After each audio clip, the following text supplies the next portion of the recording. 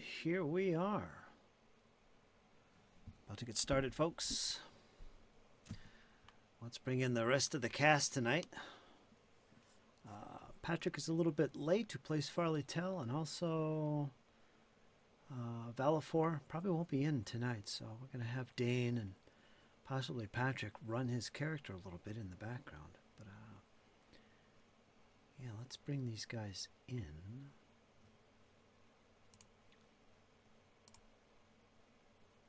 And boom, there we go. All is well. Say hello, you guys. Let's test out the mics. Make sure we can all hear each other. Hello there. Hello. I gave it my best Obi-Wan Kenobi voice I could. You did.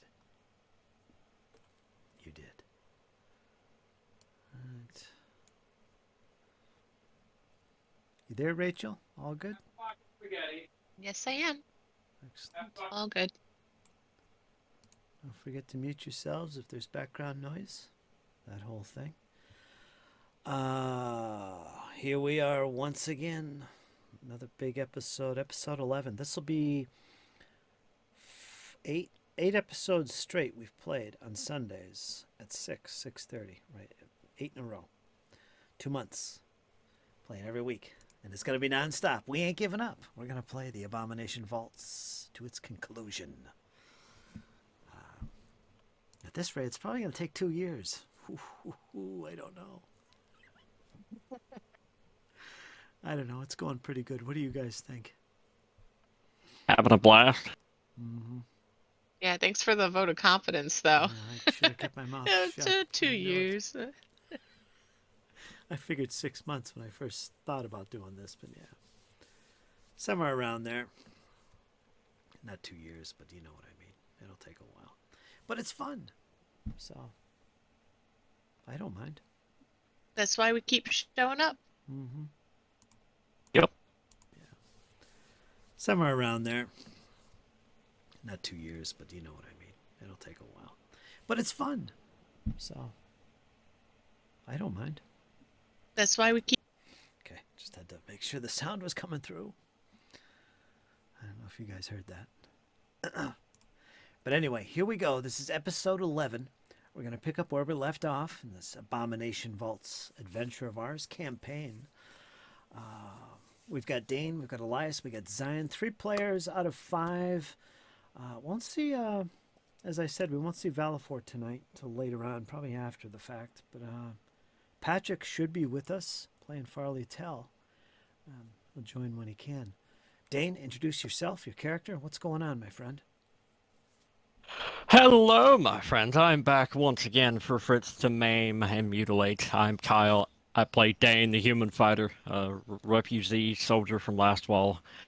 He's haunted by his past. We have a lot more to go.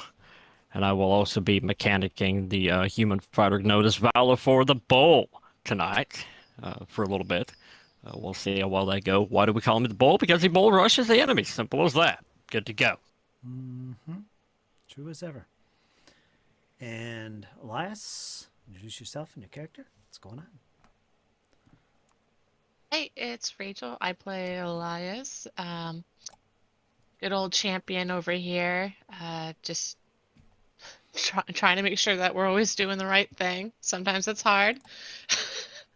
Let's all make some good decisions, especially with what's happening right in front of us. Are these friend? Are these foe?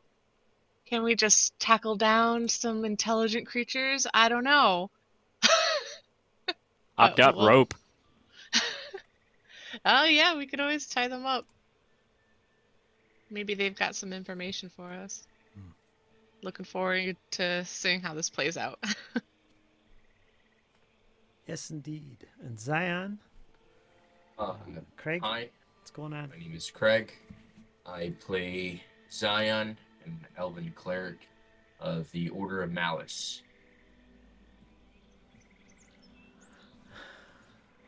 Interesting you said that. Elven cleric.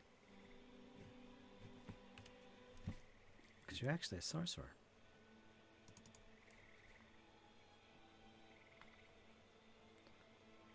sorcerer who dabbles in alchemy, I believe.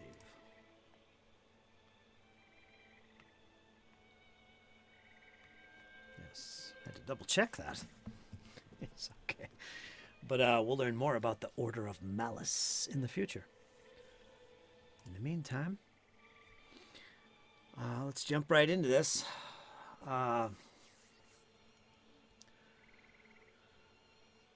From when we last left off, we had our group of intrepid characters here, the companions, I refer to them. We got Elias, Dane, Valafor, the warrior, and of course, Zion.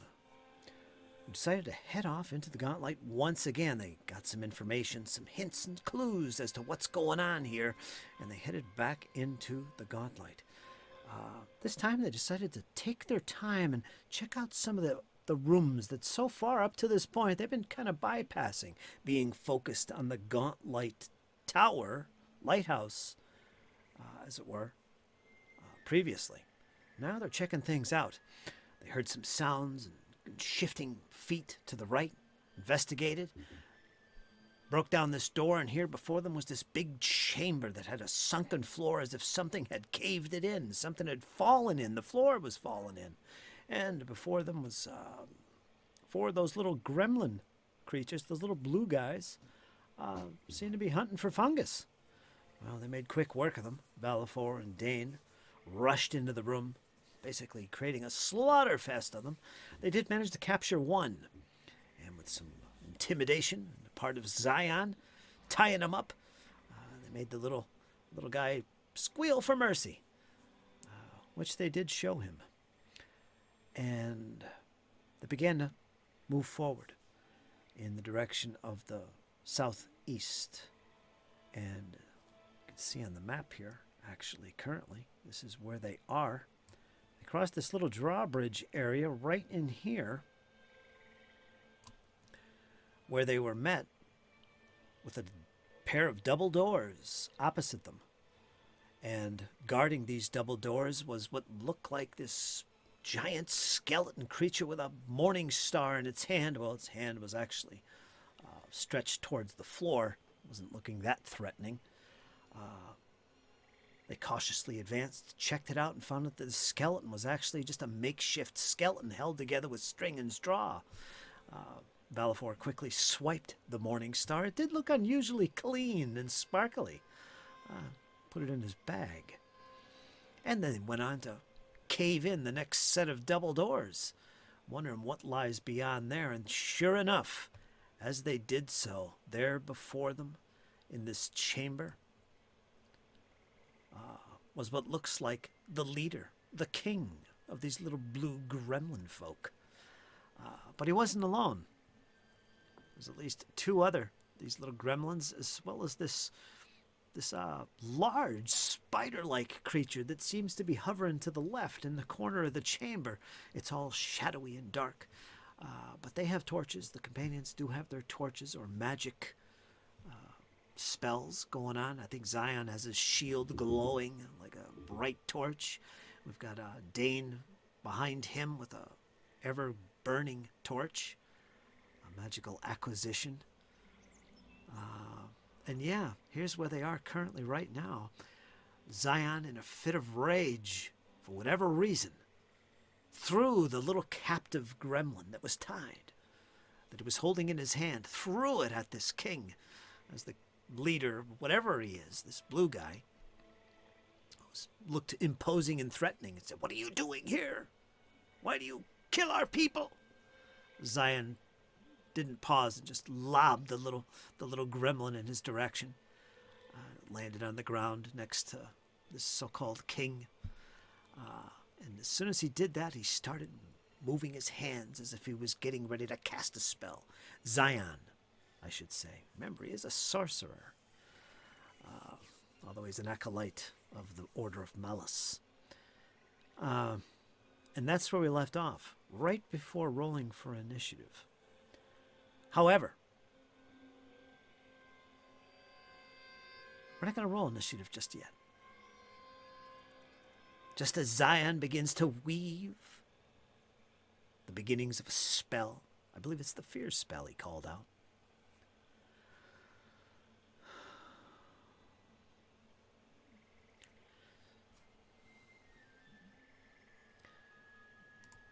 just before that,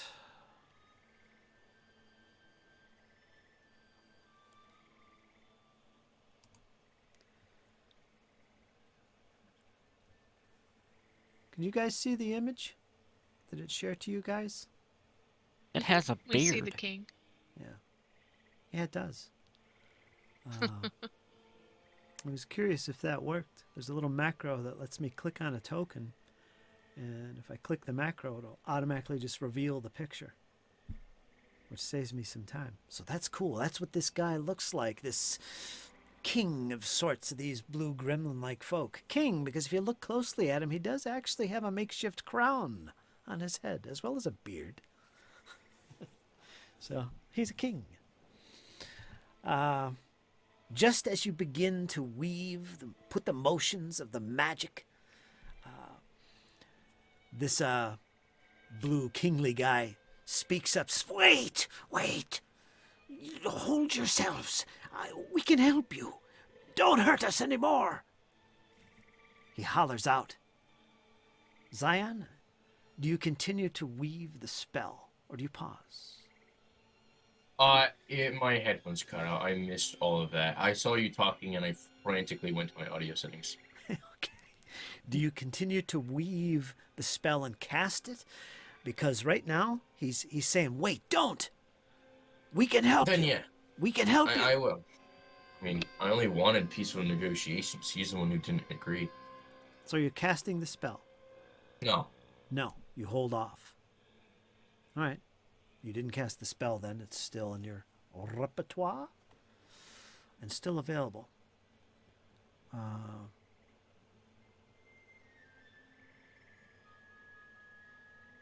All right, we'll do that. We won't roll initiative at the moment. What is your next moves then after he says this blue guy? Any of you guys, what do you do? Was this spoken in common? This was spoken in common, yes. Okay. I whisper behind Zion. Let's hear him out. Dame will, That was the plan. Dame will chirp up loudly. And how do you plan to help us?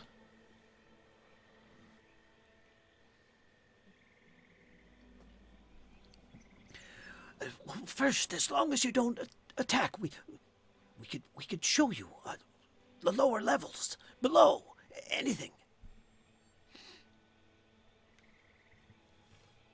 Dane will sort of glance to Elias, who, whenever they were doing the research, they found information about the lower levels.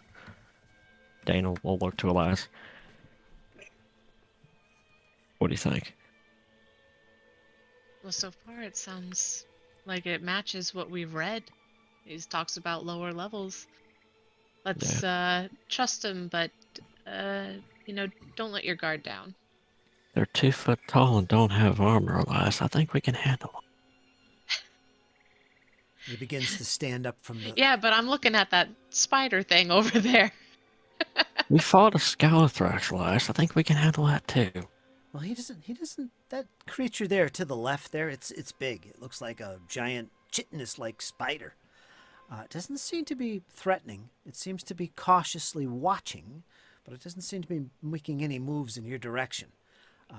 As well as the other creatures in the room. They all kind of are pulled back at this point, being cautious, but not coming at you and being threatening. This one individual, he's in this throne. It's like a makeshift thing. It's kind of rickety. You can hear it move around left and right as he shifts his weight. He begins to readjust himself and sit proper once again in the throne after that one of his folk was thrown into the room at him. And he says, well, please, we will help you. I could provide maps. As long as you don't hurt us. I might have information for you, too. You see, there's these other creatures that you should be aware of. Mushroom eyes. Horrible creatures. They chased us from our homes below. I could make you a map, perhaps, of where we lived below ground here. On one condition. And what is that? You defeat these mushroom-eyed creatures that chased us away. That's all we want. We want to go home. We want to go back down. And they chased us out from our homes. So in exchange for those maps of the area, Dane will slowly Well, I don't step have inside maps, the room. but I can draw you if you have parchment. I could draw you a map roughly of what it looks like, and that would help you go down and slay them. They're terrible creatures. Did we get anything else in return except for you lot back in your home?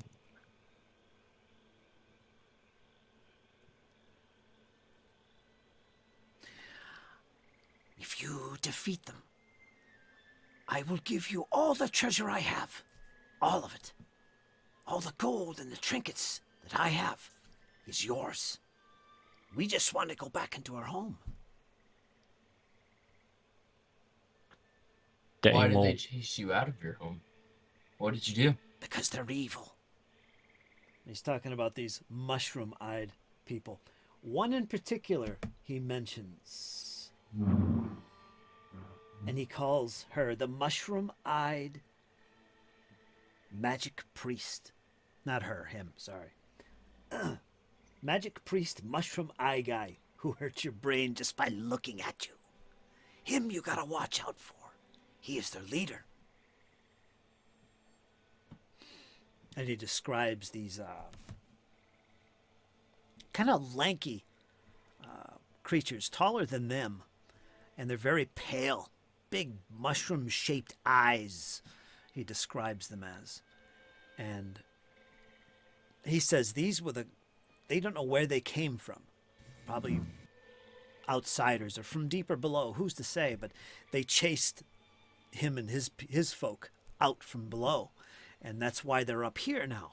They've been kind of hiding out, and he kind of says that you guys come in here and you've been killing us off and attacking us, and surely you're strong warriors. So he's going to offer you all the treasure he has, all his tribe's treasure, if you go down there and defeat them and get them so they can have their home back, basically. a tempting offer, my little blue friend. Though I don't speak for everybody else, I know what it's like to be a refugee. And he pauses, he looks to the left, and he... Quickly! And one of the little blue folk runs off to one of the side areas of the chamber, and then comes back and pulls out this little sack and opens it up, and then this boss, this king, reaches in. And please, you can call me Scrong. I am King Scrong. And he shows you. What he pulls out of the bag is this red ruby. It's about the size of a small egg. Probably worth a lot. It looks very clean and well polished. And you can have many more of these. I will make you some maps. Yes?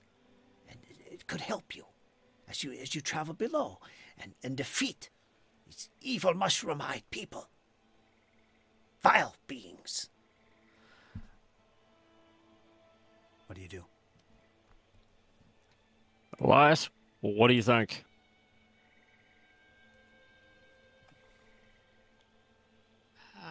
I say go for it. Zion, what do you think?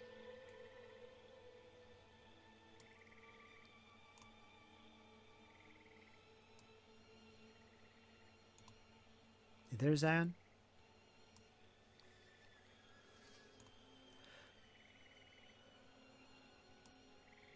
I'll take that as a yes.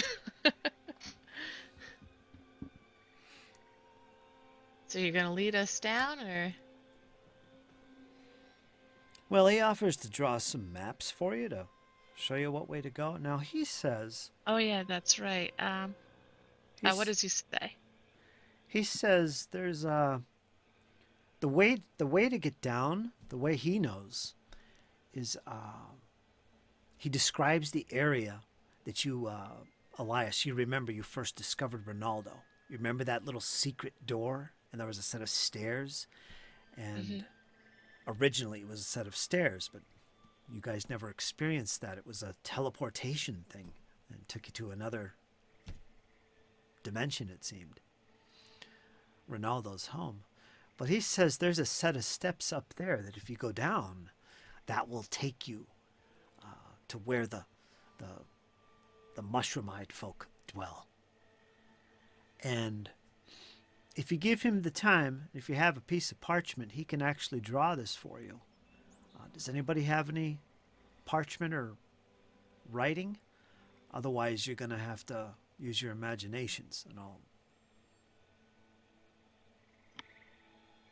A little reluctantly, Elias digs out from his bag a writing utensil and some parchment, Okay. and he hands it. He walks over to the blue guy and hands it over. All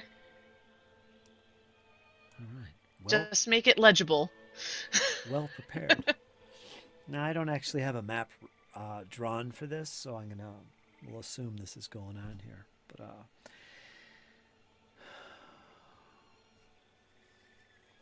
you see that you go down this set of steps, all right, where you remember, where I described before. But you go down there, and there's a series of different chambers and rooms down there, a whole bunch of them, including some areas that have fallen in.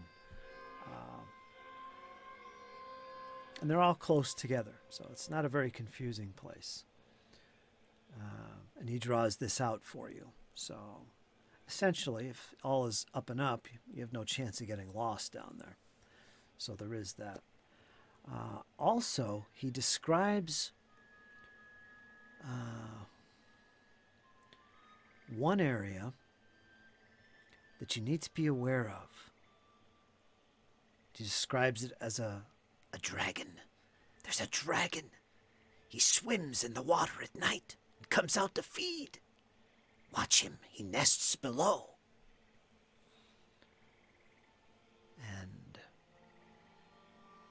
if you'd like to make some, do you want to ask him any kind of specific details? Because he seems to know his whereabouts this place, at least to some extent. But he does describe this one area. There's a lair down there where he describes it as a dragon that you have to be careful of. He lives in the water, and he comes out of the water. He has caves underneath the water, and he comes out often to feed. But his lair is underneath the water, and he describes an area as he draws this little map for you over to the west, where this dragon lives, close by to where they were living, but they never go near that place. But he does draw your attention to that. Okay. So yeah, is there anything else? Because he seems to know his way about this place. Anything else you'd like to ask him about the upper level that you're on now, perhaps? What religion do you guys believe in? What god do you follow? Gods? We worship no gods here. None that you know of. None that I Now know. are you going to do this for me? And he looks pretty eager. He just drew this map for you. It's pretty crude, but it's there. And it goes down from that set of steps where you first, in that room where you met Ronaldo. Okay, so that's where you'd have to go. He doesn't know much about...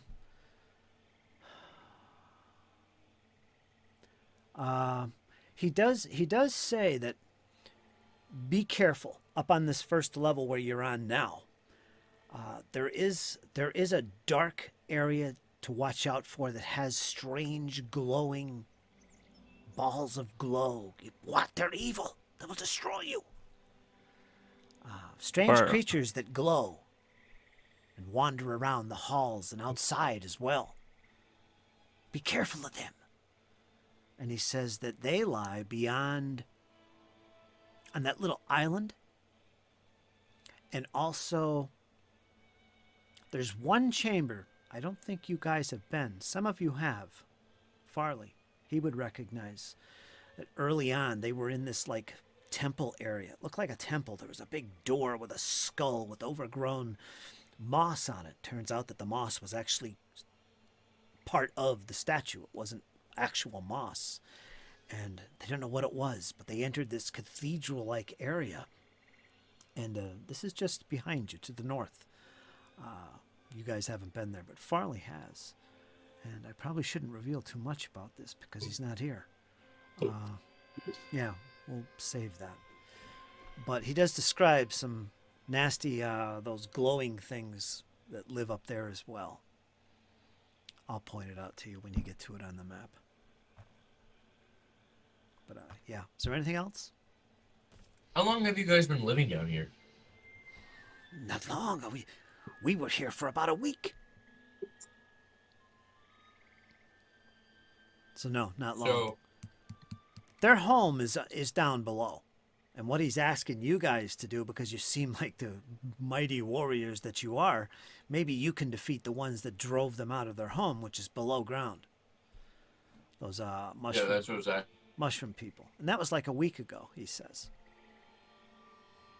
So they How haven't long been they, up here like, too long. lived? What are you asking? How long have they lived in the Gauntlet?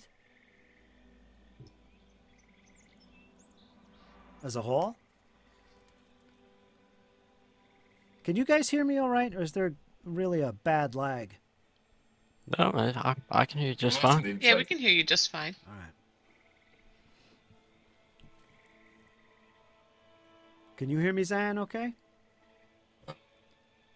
For the most part, I mean, it's a bit iffy on my side. Is it breaking up left and right? All right.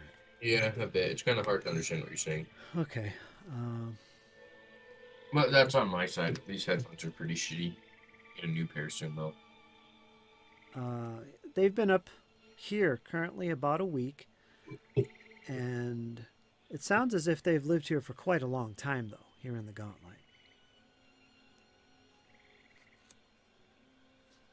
Years. Do you guys know one named Velcora? No. Who would that be? He's not familiar with the name. Forget about it. Have we gotten a name from him yet? His name? Yeah. I Have we asked at all? I introduced him as King Scrong. Strong. Okay. Yeah, he introduced himself when he revealed the ruby, the jewel. That he, just to show that Oh, he I heard has- about the ruby. Yeah. I was paying attention for the ruby. Okay, Yes, I'll my write his name is name. Scrong. So will you do this for us? I'm game if everybody else is. Yes, yes. I could see that you're in need, and I wouldn't feel right leaving you behind. To wander up here when your home is down below. You can count on me. Awesome.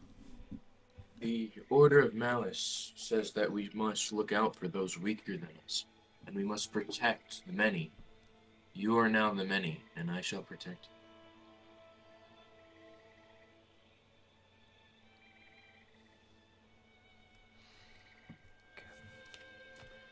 All right, so all is well. Tensions have dropped a little bit. He offers you the map, gives it to you, and he puts the jewel away, of course. And they take it off to the side. And but yeah, that's the deal now. He's offered you all the treasure that he can muster if you defeat the mushroom-eyed dwellers below. And you have this map. It shows you how to get down there. This is where his people lived. So it looks fairly detailed. It's crude, all right? But it looks fairly detailed. And if I had a map to give you, I would give it to you. But I don't have one made. You'll have to trust me on this. But you get down to it from that set of stairs where you remember you encountered Ronaldo. That little secret door. And the last time you passed through that portal, you ended up in another world, it seemed. But you do remember there was a set of steps. Ramirez talked about a set of steps as well, and so did Farley. So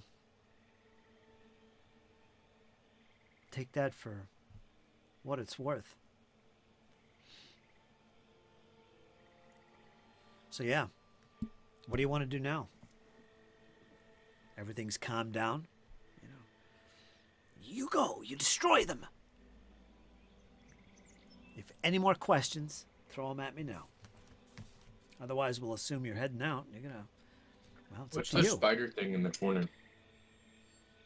Well, that is my pet. Bite, come here. And with that command, you see this large creature. It looks like a spider. It makes its way over to Mr. Scrog, King Scrog. There he is. He begins to rub up against his leg as it begins to stroke its back. I guess it's his pet. Very touching. But I was curious. You mentioned these folk with blue lights. Have you seen them anywhere else outside of the areas that you've already listed? Blue lights? Say that again. The creatures with blue lights, as he referred to them. Blue eyes, I should say. Oh, the mushroom eyes. No, because he mentioned something about Ball of lights. yeah, the ball of lights up Oh. here. Oh, the dark area with the glowing lights. Those, he says beware of them. They're strange. You get the idea that he's describing some kind of glowing orb entities or whatever that dance around in the dark. They're very dangerous. Keep away from them. Usually they're little glowing balls of light, essentially, is what he's describing. They keep away from them. So he kind of warns you about them. And Well, heed your warning and not trust these little orbs, as We will you've smash described them. them. These entities that dance. Mhm. Have you guys encountered anything like that so far? This is me asking you as players. So far? In this session? No. it- Or not in this campaign? No. Alright. Cobalt tornadoes, on the other hand. Valifor speaks up, and he's been on that island. Zion as well, but he doesn't recall seeing anything like that. But Valifor does. He does actually recall seeing a yellow glowing light when he first got here. There's an old pier on the little island, all right? And he remembers seeing a strange glowing yellow orb with long limbs, almost strands coming off of it. And it was just dancing enticingly in the distance on the actual island where Zion, you were, over there. Valifor was actually on that island and explored and captured that little brownie-like creature over there. But he does remember he did see a strange glowing yellow orb somewhere on that island off to the, I think it was to the western portion of it where there was an old pier dock. He didn't go near there, but he did see it dancing in the distance. But he doesn't recall any other instances of lights, so he kind of is familiar with what he's describing.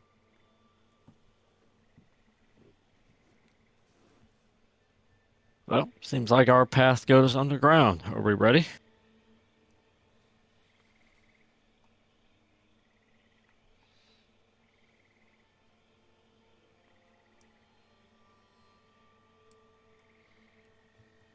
Is everybody ready? I've got my sword. Yes. Yep, I've got my sword. Hold tightly onto that torch. I have a feeling it's going to get really dark under there. Yeah, I have it strapped to my shield. It's fine. Oh yeah, it is tied to your shield, isn't it?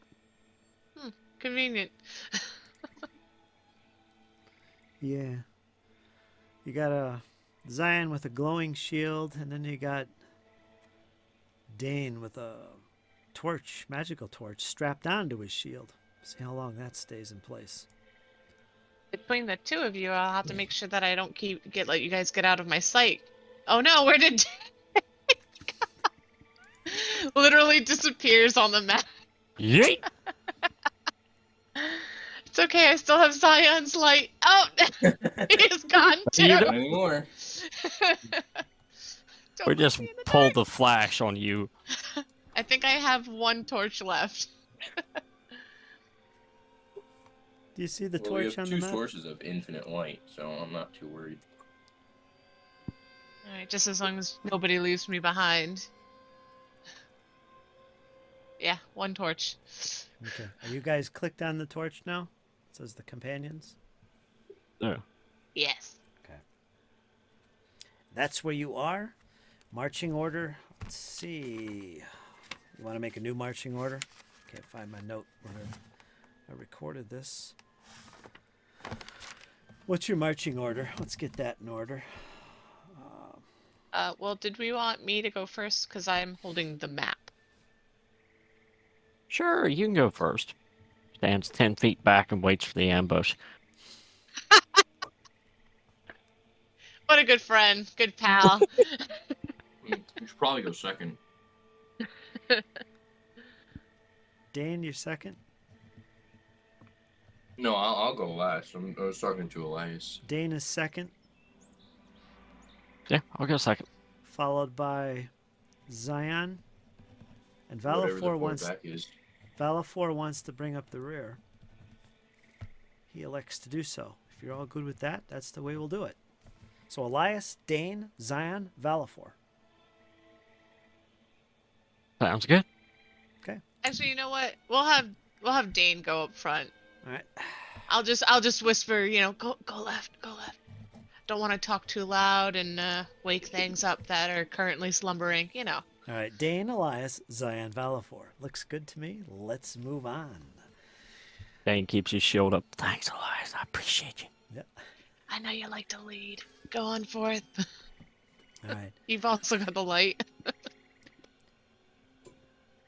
right. You get back to that main chamber now. The doors behind you close as the little blue folk watch you as you disappear into this one chamber where you originally engaged the other four and slew them. It was a slaughter fest. And you get the sense that they're a little cautious of you as well as they close the doors behind you, and you hear like bolts and stuff being piled on those very doors that they just closed. But now you're currently in this room where you originally encountered them, with the sinkhole. And to your left is the entry point. Straight ahead to the north lies the one door you did not go through.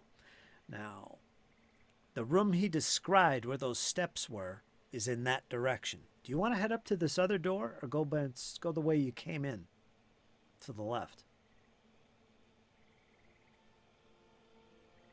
We can go up to the other door. Dane. I'm just Straight. reading him the directions. Straight. Got it. All right. It's a little slow going through the sinkhole, but you do make your way over there. No problem. And you reach the door. You can easily push it open. I assume, Dane, you do so. And as you do, Dane will ahead kick of it you, open. as you do so, you can see clearly more rubble in front of you. You recognize this part of the chamber. To your left lies the gauntlet itself, that original door that you entered and fought that blood creature. It's over on the left. Straight in front of you, you can see the door. It's about 20 plus feet away from you. That's the door where you encountered Ronaldo. Do you head in that direction? Do I, Elias? I'm pointing the way. Head over there. The door is still open. Peering into the chamber, you recognize it. Dane, you stick your head inside. You recognize this room. There's a door opposite you. None of you actually have been through that one. But to your right about 15 feet away, that's that secret door that Ronaldo led you all through. Heading up towards that door, nothing seems out of place in this room or different from before. You got a few smashed tables, a smashed desk to your left, straight ahead, but it's all in ruins. Nothing seems out of the ordinary. You were here before. You head up towards that door that was a secret door, and you can definitely peer inside and see that there is in fact a set of steps, and it is descending.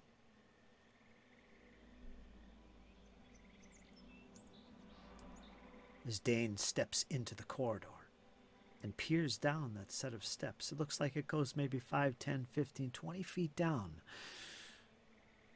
Do you proceed? At this point, what are you doing? Do you want to go down the steps the way this map is showing, or do you want to explore more above? This is totally up to you now. So think about it. Dane will raise his shield and prepare to head down. I'll take my sword out. Does this look like the right place on your map, Elias? It sure does. Just keep heading down those stairs. Alright, into oblivion, here we go. Elias looks back, make sure everyone's still behind him. It's kind of a narrow staircase here. It is. A little less than 5 foot wide. Single file works best. Zion, you're still behind, correct? Yep. Okay. Elias, though I count you as defending. Yeah.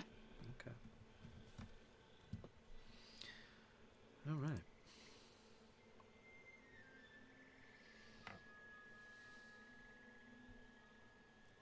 Five, 10, 15, about 20 feet.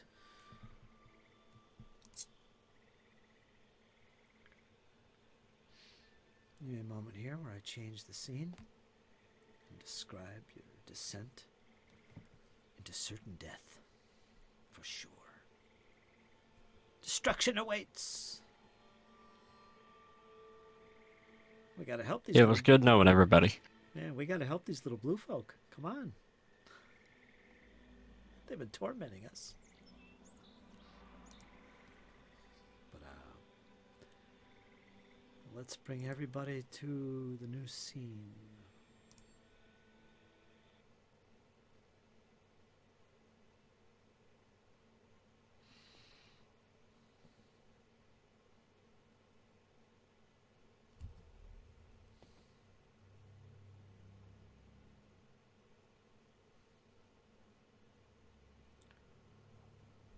It's about 20 feet down. Dane, you lead the way, your shield raised high. The torch illuminating everything in a blue glow, including Elias behind you. You proceed. It goes down about 20 feet. And there before you is a door. Let me center my map.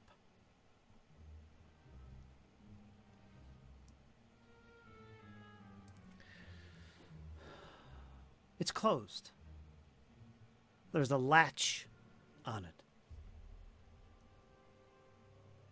How do you proceed? How old does this door look like?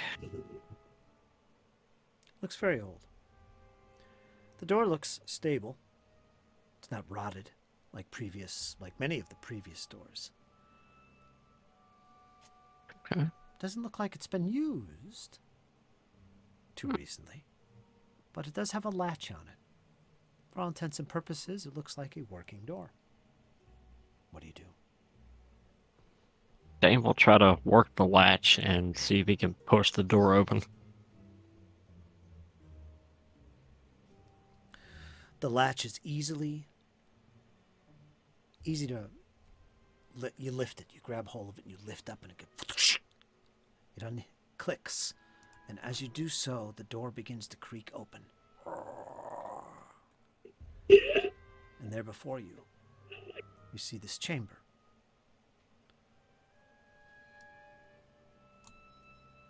Let me just bring you in there to simulate you peeking your heads in. You're not necessarily in there. Okay? This little square chamber.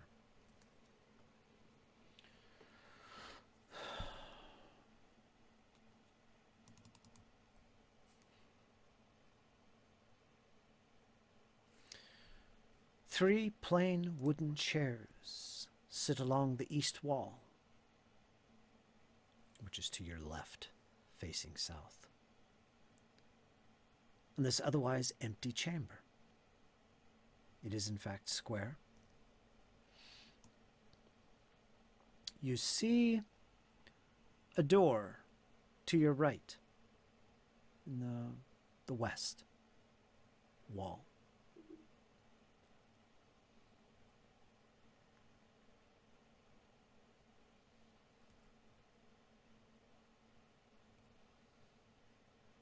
There's chairs on the other opposite wall. You can see them on the map. Some sort of landing or foyer, possibly? Shall we take a step inside? Have a look around? Okay, you step inside the chamber. You can see along the wall to your left, which is the east, there is 3 chairs. They look old, unused. The middle chair, it looks like behind it, as your torchlight fills the room, you can see what looks like there's a door behind the chair. In fact, the door looks like it's pressed, holding the door slightly closed, but it is open a little bit. There's a door there, like it's kind of hidden.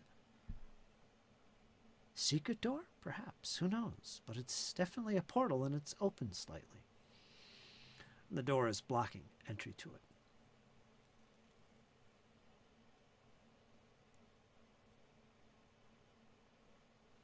Getting more and more curious by the minute. Which way does the map say to go, Elias? Does it show towards the known door or the door behind the chair?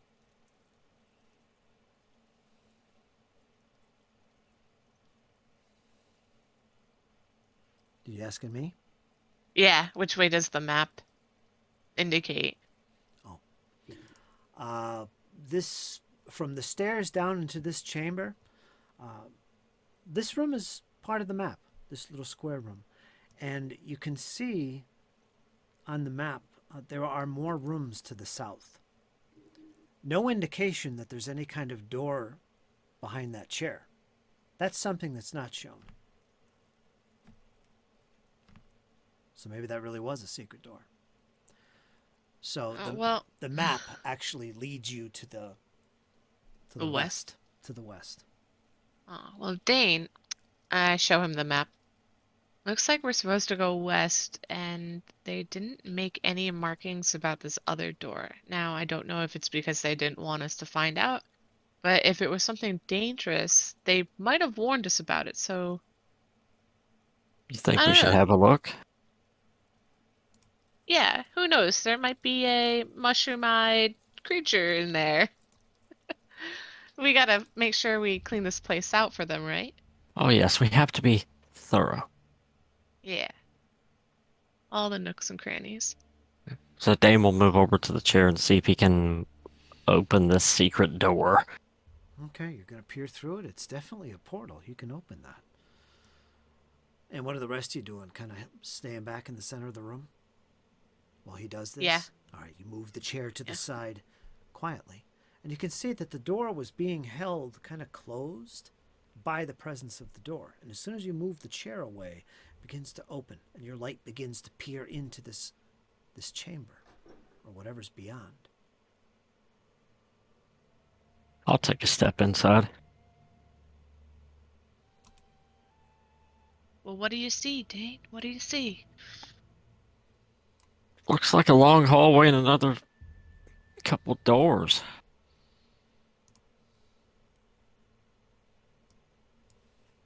You think we should leave it till after we deal with these yellow people?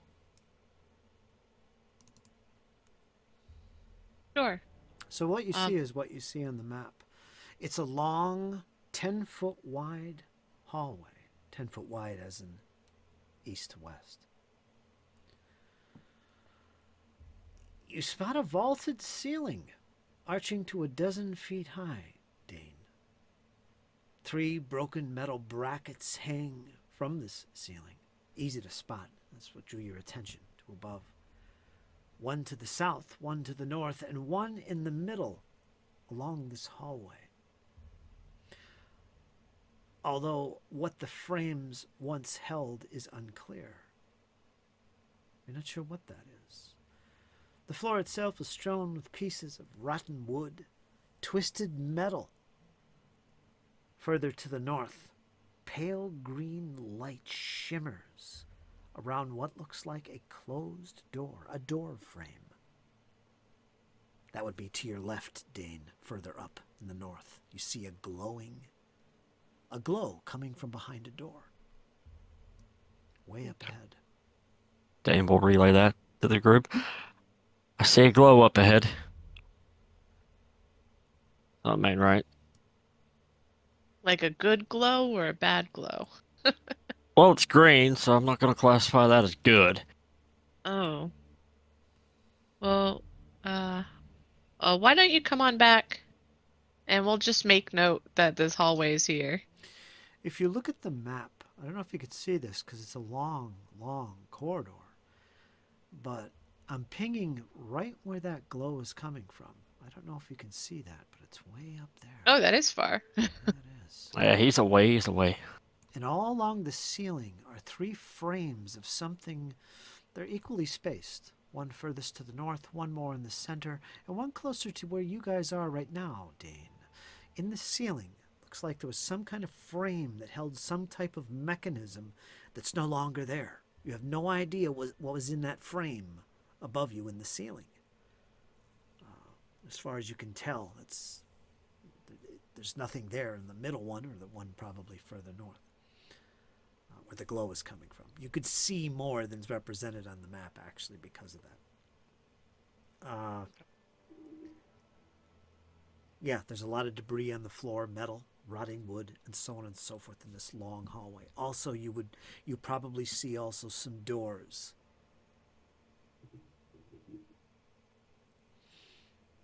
If you look at the map, you'll see those doors where they're located. Dane will rejoin the group. Okay. Well, we definitely have a lot more to explore now.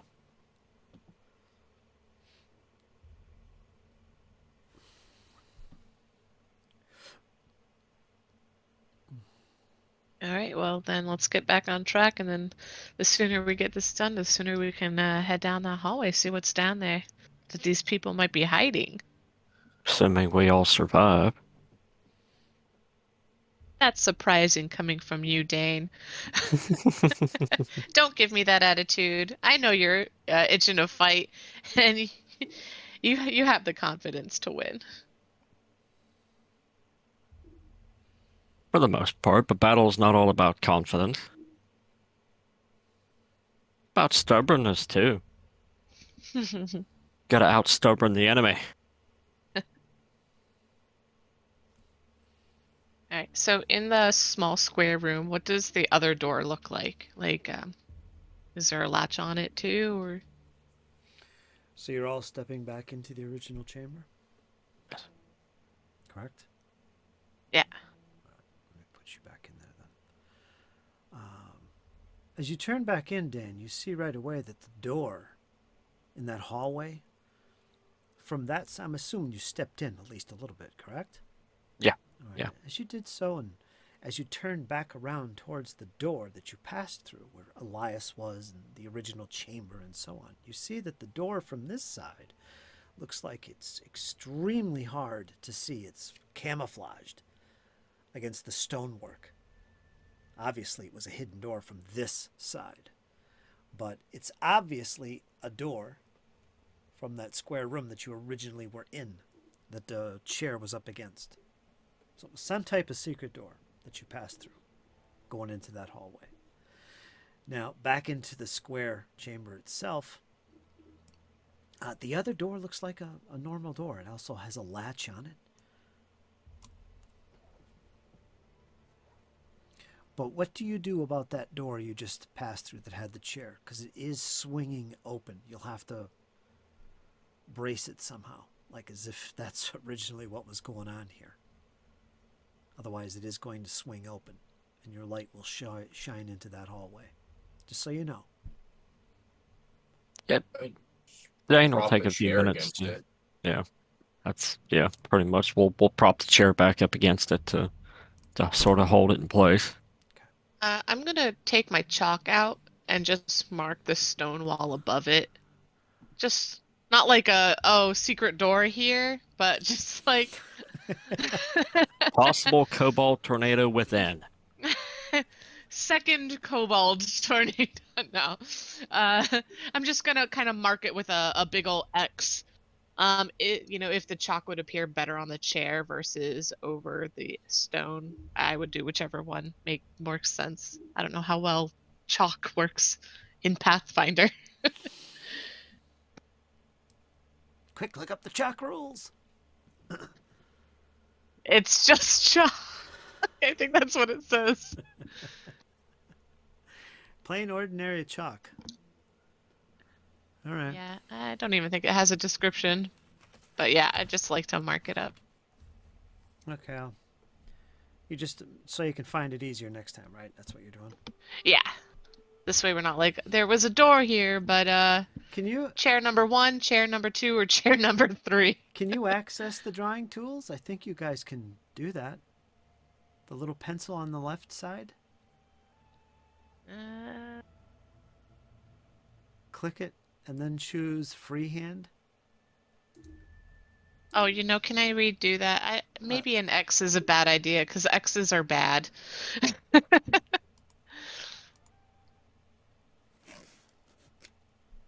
Oh, I can right click it, I think. Yeah, you can just click on it and hit delete. All right, now we got 2 pink. All right, everybody's drawing on it now. Okay, stay in control here. You can also type words, and that's the little letter A. You can actually write something. And it could be resized. And there's a lot you can do with it. Feel free to experiment with that, because it is useful. And so is the ping. Pings are good too. I'm trying to do something else, but... Oh. I can't draw anymore. Make sure you're on the pencil. Click either freehand or draw text. And you can put whatever you want there. Click one of those. Go to town. Right now I see 2 little... Let me get rid of them. One of them.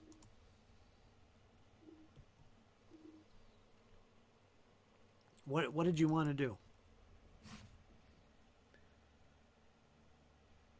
Oh, I'm just gonna write a little, just put a little dot or a line.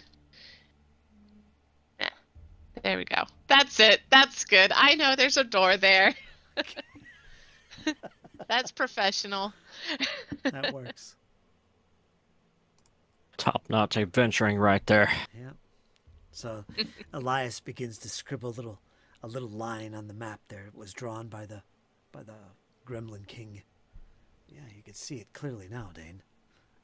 Won't get lost now. Forward as you head to the west towards the door. Another door with another latch. What would you like to do, Dane? You are leading the group. Would like to work the latch and open it like I did for the first one. Oh, using the wrong mouse key. Wrong computer. Here we go. There we go. That's what you see. And Dane will cautiously step inside. All right. I'm going to put you right about here. You will. Looks like a long... Oh, you're right in the room now. Big, long table, chairs. This is a very narrow room, about 10 foot wide, 25, 30 foot long. A long wooden table sits in the center of this chamber, this room, surrounded by several wooden chairs. Only the chair to the north, to your right, seems particularly comfortable, although its cracked leather padding is mostly decayed, easy to spot. All the other chairs seem to be hard wood. It's kind of cramped in here, but looks like some type of meeting hall or of some sort. Not used in a long time.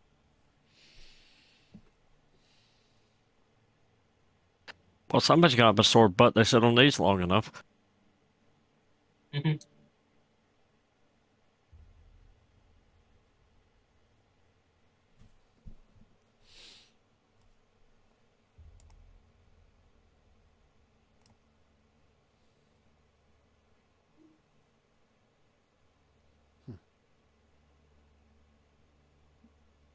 Shall we take a closer look around?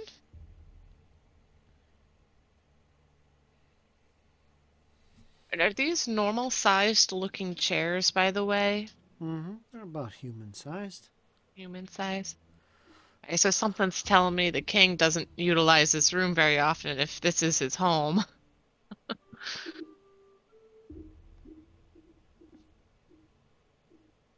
Can you guys Can't see? imagine chairs too big or are comfortable either. Mm-hmm. There is a door on the south wall there, you can see. Another latched door. Do you open it? If so, who's doing so?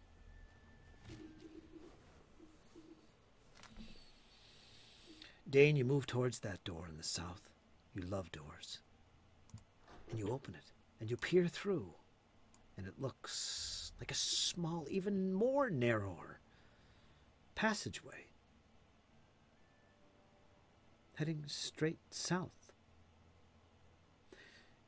And it ends in another door. What would you like to do? And we'll move into the smaller, cramped area, and he'll look back and juggle. I think Belcor needs to have her stonemasons widen these out a bit. It's a bit cramped in here. It's very tight. It's very cramped. You hear Valafor in the back there, scraping his armor, scraping against the sides. Dane, you see another door. The latch on this one looks different from all the others. It's a little bit more extravagant. The door looks like it hasn't been used in ages. And it seems to be stuck. As you begin to pull on it, it'll have to be forced. Nothing new to you. What do you do? Nope. Dane will sheath his sword and throw his shield over his back and reach into his bag and pull out his pry bar, waving it up over his head to... Yeah. Athletics check. We got it for whenever we did it there. Athletics check. Go ahead and do that. This can be public. It's too cramped to get any help from Elias this time. I'm just cheering him on. Yeah. Come on, Dane. Come on. You got this. Did you make the roll? Okay. 23. 23 with ease and a clunk. The door unseals and it opens outward.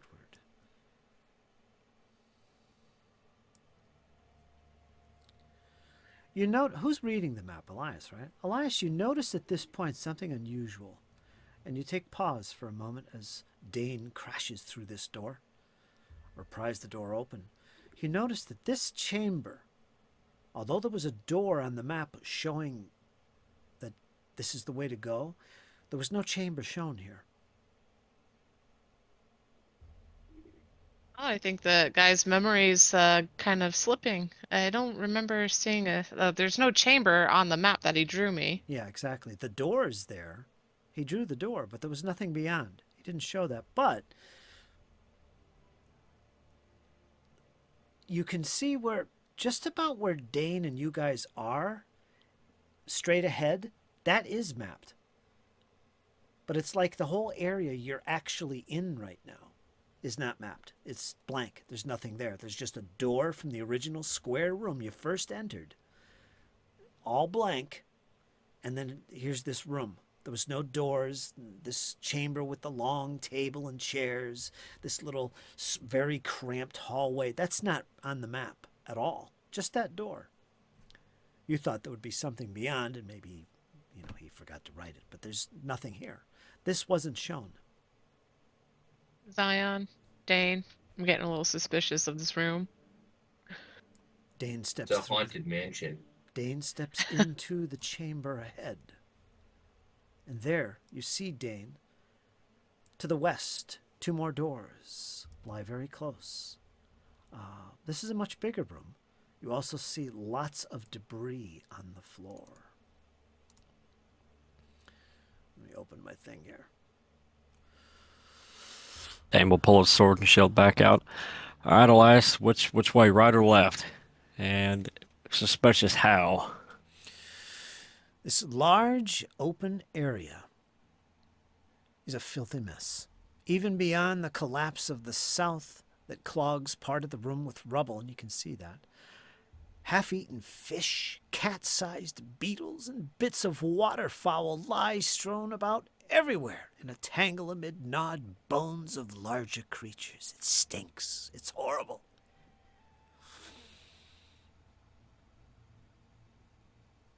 You sure this is their home, or is it a tomb? I don't know. You could fool me. Elias holds his nose. It's free hand. Dane has no free hands to do so he's taking it like a champ.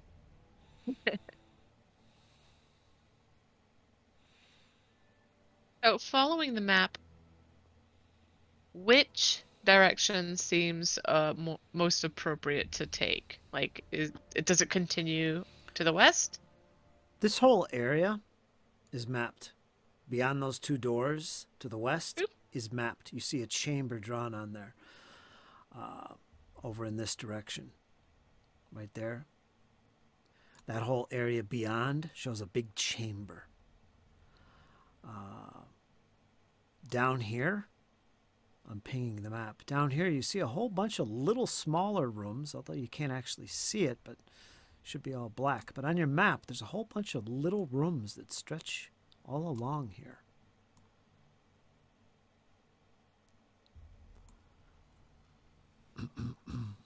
Okay, hold on a second. Excuse me.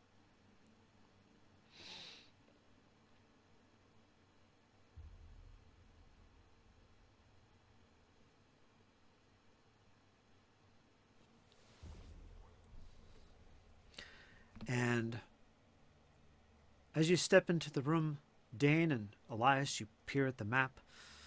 Zion, Valifor watching the rear. You all enter the chamber, correct? Dane leading the way?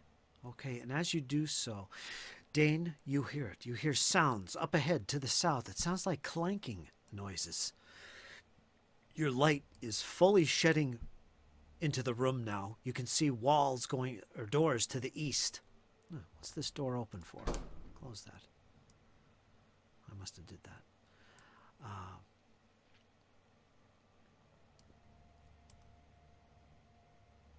As you head in the direction of the sounds, there before you, you see them to the south.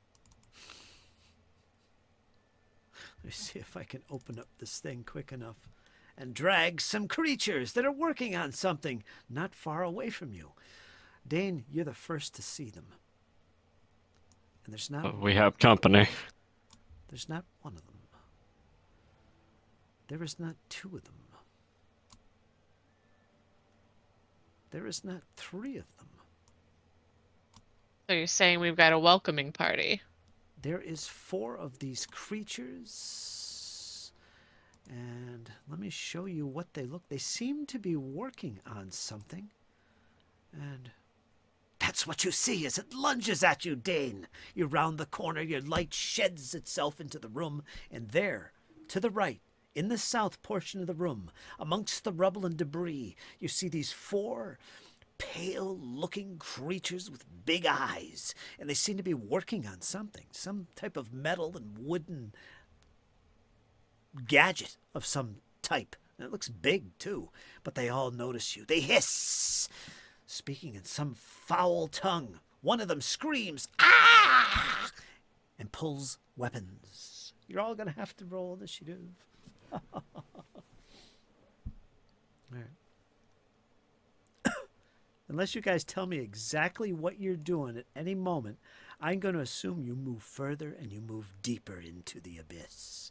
I will always assume that. If you don't say anything, I'm going to lead you into the ambush. You're welcome. All right, what do you guys want to do? Well, you got to roll initiative.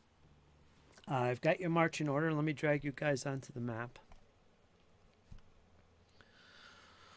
You guys see that picture, by the way,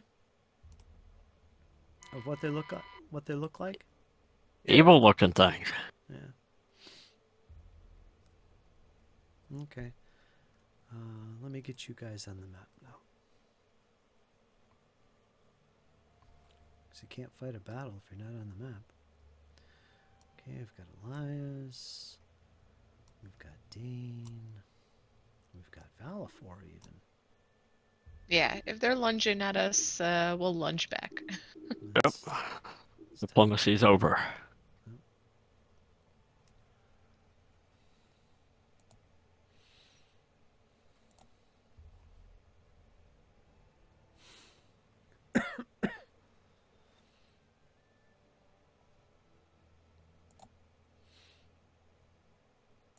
Zion, you're second to last. Valafor, he was last. Bring it up the rear. Alright.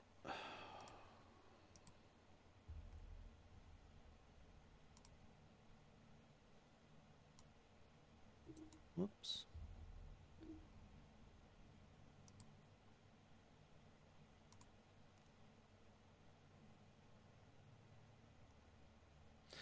And who had the other torch? That was Dane, right? Yep. I've got the ever burning torch, yeah. Okay, just 2 torches. I've got 2 Valafors on the map. Whoops. At least on my end, it's showing 2 Valafors. That should have been Elias. Alright. Alright, you encountered them right here as you rounded this corner, Dane. So you're about right there when this happens. And directly behind you is going to be Elias. Zion, you're next. And then Valafor is right here just coming out of the doorway. So none of you guys really know what you see except Dane. And that's what that image was for. Now to the south,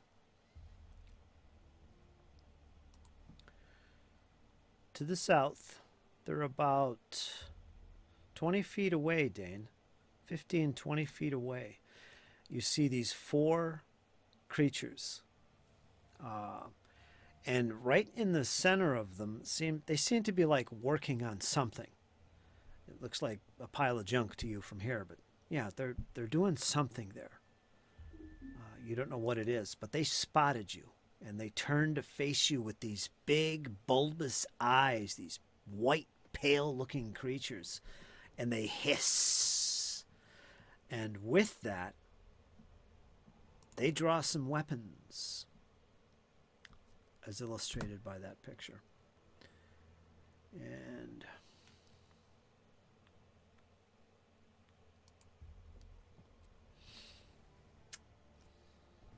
whoops, my camera's tilting.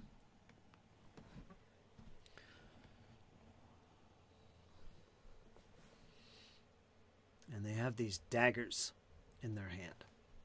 Sorry, it took me a long time to figure out what those weapons were, but yeah. Okay? They pretty much, these look like the creatures that he was describing. Is essentially what they look like. They're pale. They got these big eyes, kind of mushroom shaped. They're big and bulbous, you know that. But these are nasty Here I was looking thinking we things. were gonna face some like literal fungi. Fungus Same. people. Hard same. Dane, what do you see ahead of you? Is it the mushrooms that we're looking for? I don't think these are mushrooms, but they kind of have the mushroom eyes. Mm-hmm. Okay. That's gotta be it. They're looking at me like I'm a steak, so yeah. Better come around that corner fast. I tightly grip my weapon.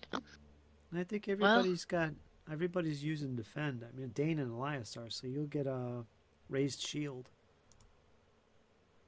You start off with raised shield.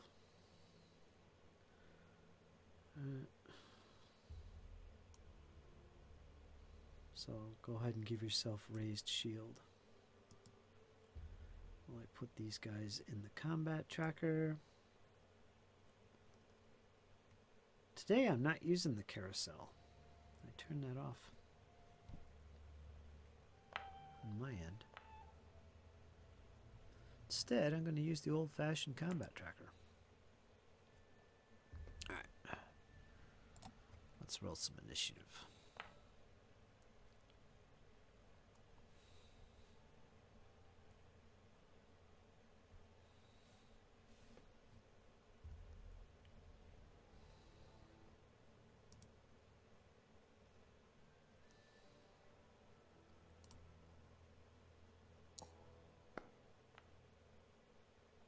Huh. No.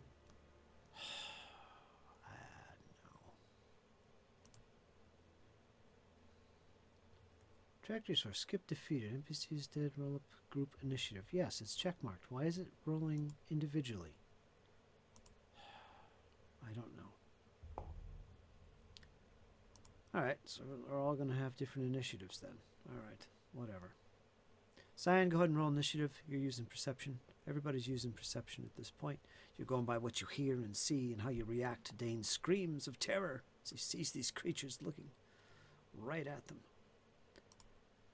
And let's begin this combat. Okay. I don't know if it was intentional, but we did see your perception rolls for the enemies, so I just wanted to make sure Where'd you see you them? knew before you started rolling attacks. Where'd you see them? They're in the chat, and we saw the literal dice roll. Okay, that's because I'm on public roll.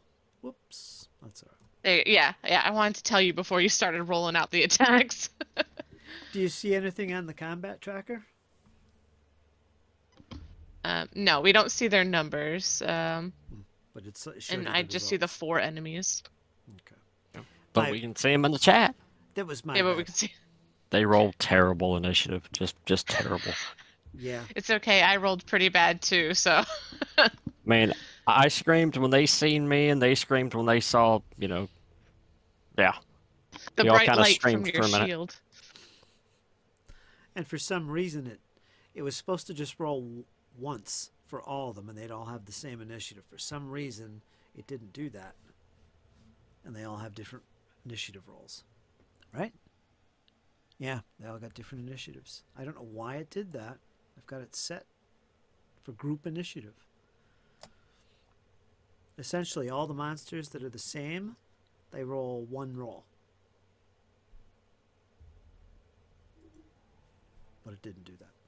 So, we're going to do it the old-fashioned way. The first one...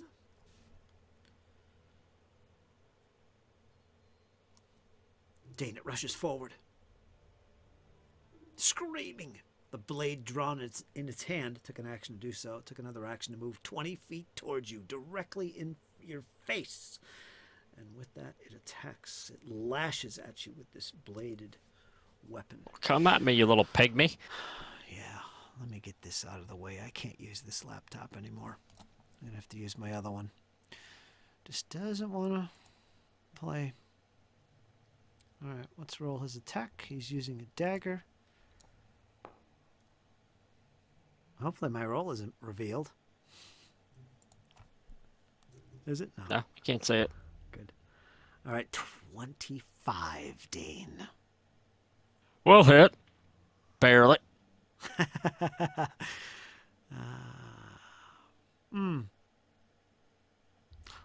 Aim for my knees. That's how we did it. Okay, from now on, I got to remind myself not to reveal what I rolled because Dane has reactive shield.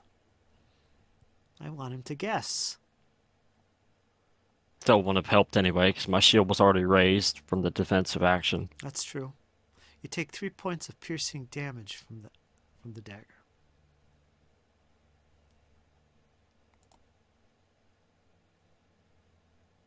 Dane, you get to react to this. This creature just rushed forward, screaming, and it has this bladed instrument in its hand, and it looks nasty, and it does manage to cut you.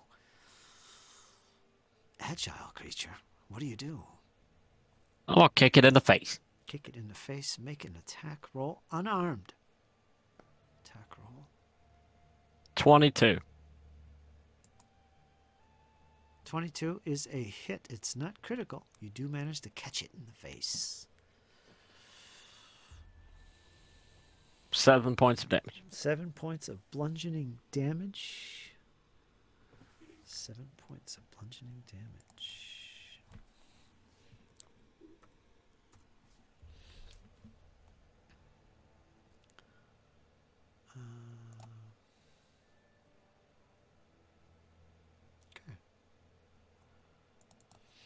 Okay, let me take a look at these guys before I move on. Well, let me see who's next in initiative before I do that. Well, that was one action. You got 2 more, Yeah. right? Go ahead. And I'm going to use Exacting Strike since I already have a multi-attack penalty. If I miss on this attack, it does not count toward it. We're going to hit it with the longsword this time.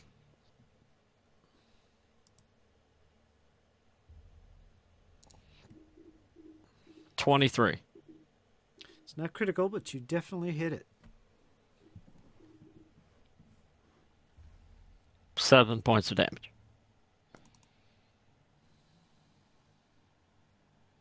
Slashing. How much? 7? Yep, 7.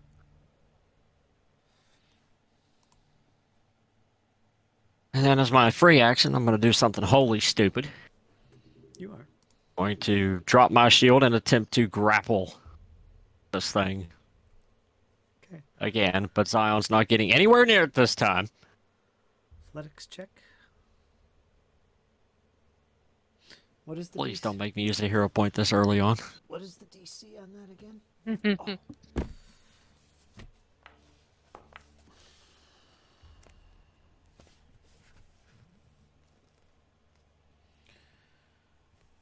Oh. So yeah,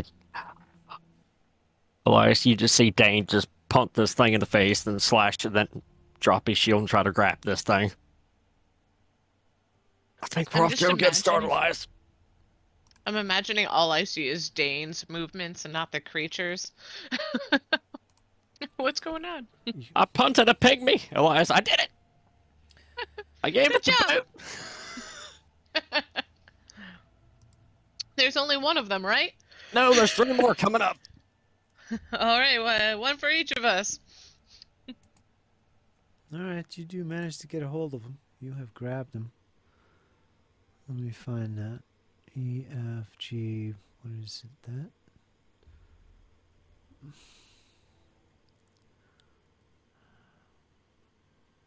It's the little fist, right? I can't see it from here. You're successful.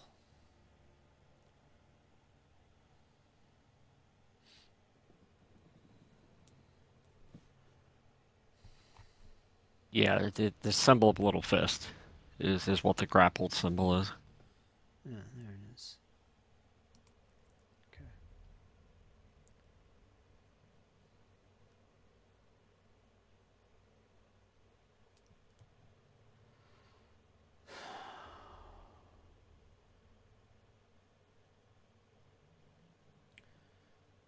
Oops, I'm reading the wrong one. Grab into. Make a note here.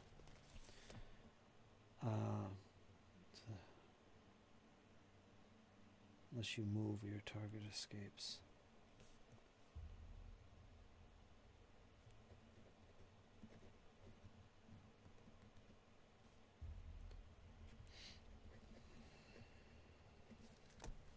I have that combat tracker thing that, not combat, what is it called? Paizo sells it. It's that little dry erase thing for combats and stuff. Battle board? It's not called a battle board, is it? Combat tracker. If it's not a battle board, it should be called a battle board. I like that. Yeah. I got one of those. I never use it. Instead, I write on a piece of paper with pen. All right. So, yeah, you successfully lay into him. You grab hold of him, Dane, with your one free hand. Got your shield, got your sword. What did you do? Drop your sword for free? Drop my shield for free. Dropped your shield for free. All right. Keep in mind from now on, dropping a shield isn't. I know I've let this go before, but dropping a shield isn't a free action when it involves a lot of, it's wrapped around your forearm is what it is while you're holding it. There's actual straps in here that you got to undo. It takes an action to do that normally. But if you describe to me some other way of holding that shield, it's still effective. You can just do it for free. In this case, you can do it for free. But Okay, I'll make a note. just make a note, because normally I usually tell people it's an action to drop a shield, because it's strapped on your arm, so it's just held.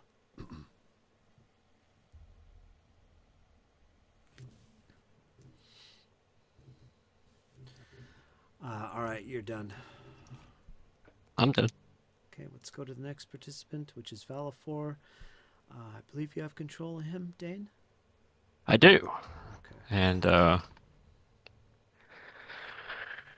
my. Decisions. Think about that while I move this other computer close to me. Yeah, the laptop isn't working. As usual. Whoops. Sorry, folks. Having issues once again. We'll weather it.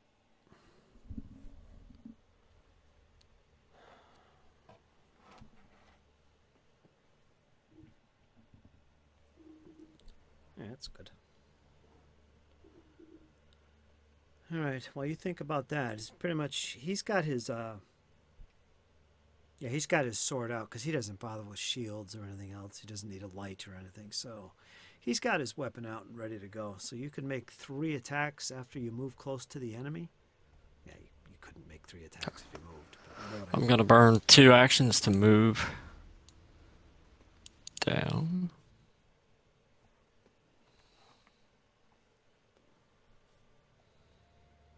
Can't move him. Are we paused? You have the selector tool. Remember, you have to click your person in the selecting thing. Is the game paused for you? It is now. Yeah.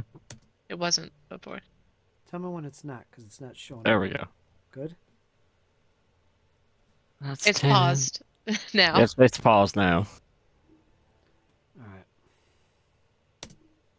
We're good. It's good. That's Don't touch 10. anything else. 25. There you go. I'm gonna Wow. do a second action to move further down. And we're gonna. He's launch getting right one- into it there. Yeah, we'll launch one attack on the big guy. On this other one down in here. Valafor just kind of scooted around us both. Dane sort of whispers to him, "Good luck. I've got this one grappled. It stabbed me in the kneecap. I don't like it." And he's going to roll a big Ooh. 12 for his first attack. Does Valafor also get hero points? Yeah, he's got 1. I'll spend it. Okay, I'll spend it. We'll redo that. Okay.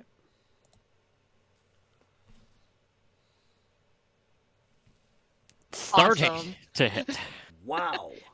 That's definitely a hit. That was a 20. Woohoo.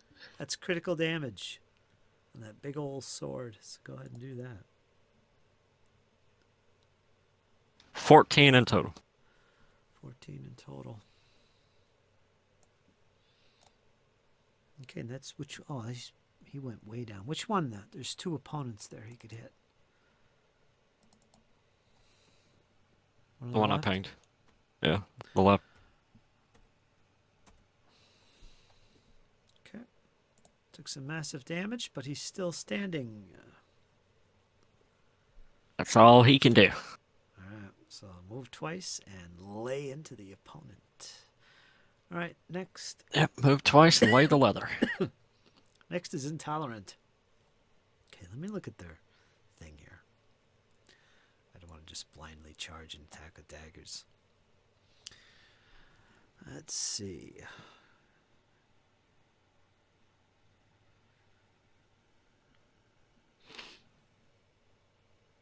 Huh. All right. This one back here, Intolerant, he's going to move. And let me see how I'm going to do this. I don't think I can put everybody in the same hex without it getting where I can't click on tokens. So what I'm going to do, I'm going to move this one creature directly behind the one he just attacked, okay? But actually, he moved into the same space as the one he just attacked. Okay. All right? So there's actually two of them in that space in front of Alifor. Okay? So for one action, it did that. Its second action is going to attack, which it can do from that space. With this dagger, it had to draw a dagger too, so that's an action. So 1, 2, and this third action is to attack, which it does so, and it's going to gain a little extra something something here. Okay, let's check his armor class. What's his armor class, Velafor? 19. 19. Oh, does not hit. He easily fends it off, even though he has no shield. All right, so that's the end of him. His 3 actions are done. Next, we're going to go to Elias. There's a lot happening up ahead, Elias. You're not sure what's going on, which is kind of cool because your token actually can't see anything. You don't see what's going on. Yeah, I see half of the one in front of Dane. Yep, you do. So go ahead and... Well, I was gonna get a better position. You can move through friends' spaces, by the way. Yeah, you could do that. Watch out for those attacks of opportunity, though. Question. Yes. From my current position, I can't see anything, but it just takes 10 feet of movement to move over here. Will I have to use 2 actions to move here, look, and then continue movement? Or can I move my token a little bit and then the rest of it once I have a better view of it? No, you can move with the way you want, with it, as long as you're still within your stride. And you don't combine. Oh, wait, hold on. I forgot about the space. Sorry. Space bar? Yeah. Oh, I was hoping it would help me see a little bit better because I can't see anything. So with that, that's 15.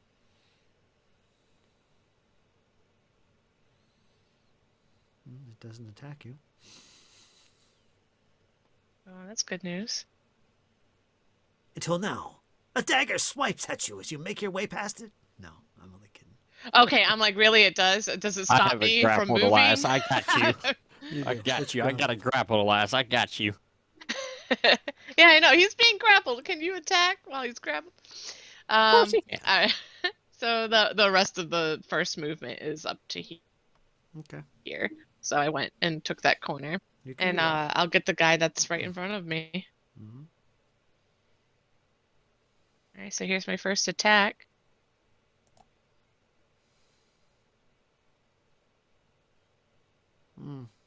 I thought I clicked it. I see 16 and then Oh, sorry. It was on blind. it was. There we go. This is my true roll, which is bad. How many times did you roll? 4 or 5 times. I was gonna take your first one. It was probably 4 times because the first 3 I was clicking it like, why isn't it rolling? And it's because I had it on a blind roll. Yeah, you So did. you were seeing them all, but not me. And then the 4th one was when I switched it to public. All right, let's take them in order. Well, I can only attack twice. I know. We'll take them in order and discount anything that you did extra. Let me see what you Okay. got here. Hold on. Now, your first roll, I'm going to reveal this to you. That was your first roll right there. You got a 16. 16. And going against the one directly in front of you, I assume, does hit. You managed to lay into it. Roll normal damage. I do 7 damage. 7 points of piercing damage as your blade, your rapier, cuts into this creature. Left and to the right. You managed to stick it. All right, -7. Oh, why does that window keep popping up? Is that creature's name Loving? Is that what it says? Oh, I don't see its name, but it does say loving. I feel bad now. Yeah, you should. Terrible. I have a change of heart. All right, so you did that. Now your next attack, since you rolled all these in one big cluster, this was a good Well, one. the second This was a good one. Shh. was it? Yeah, we'll see. You got a natural 20 and a 27 total. So that. All right, but that's my second attack, so we have to do the -5. So it's 22. 22, which still is a hit. That would be normal, but the 20 makes it a critical. So you're going to get a critical hit. Critical damage on this little guy. Oh, geez. Yep. Poor Loving. Oh. 22 points of savaged damage. Elias lays into this creature. Valifor is quite impressed. Dane, up ahead, you hear the howls and screams of victory from Elias, praising Caden as he just lays into this strange creature and destroys it. The howling's not from the creature, it's from me being victorious. It is, it is. Ha ha ha ha! I got it.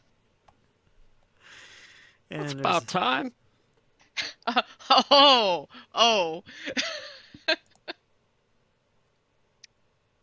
And there's a crash to the ground into the rubble as this creature collapses under your fast-moving blade. All right, I think that's it for you, isn't it? A move and 2 attacks? Yep. Yep, you finished them off. We're going to go up to the next, which would have been Loving, which is a shame. We remember. There's 2 of these creatures in this space in front of Valifor, if you remember. And this creature is one of them. But it seems to be blindly swinging left and right towards Valifor and also towards Elias now as it hears his presence in the vicinity. But it seems to be blindly swinging its blade left and right. In fact, you kind of are getting that sense, Dane, as well.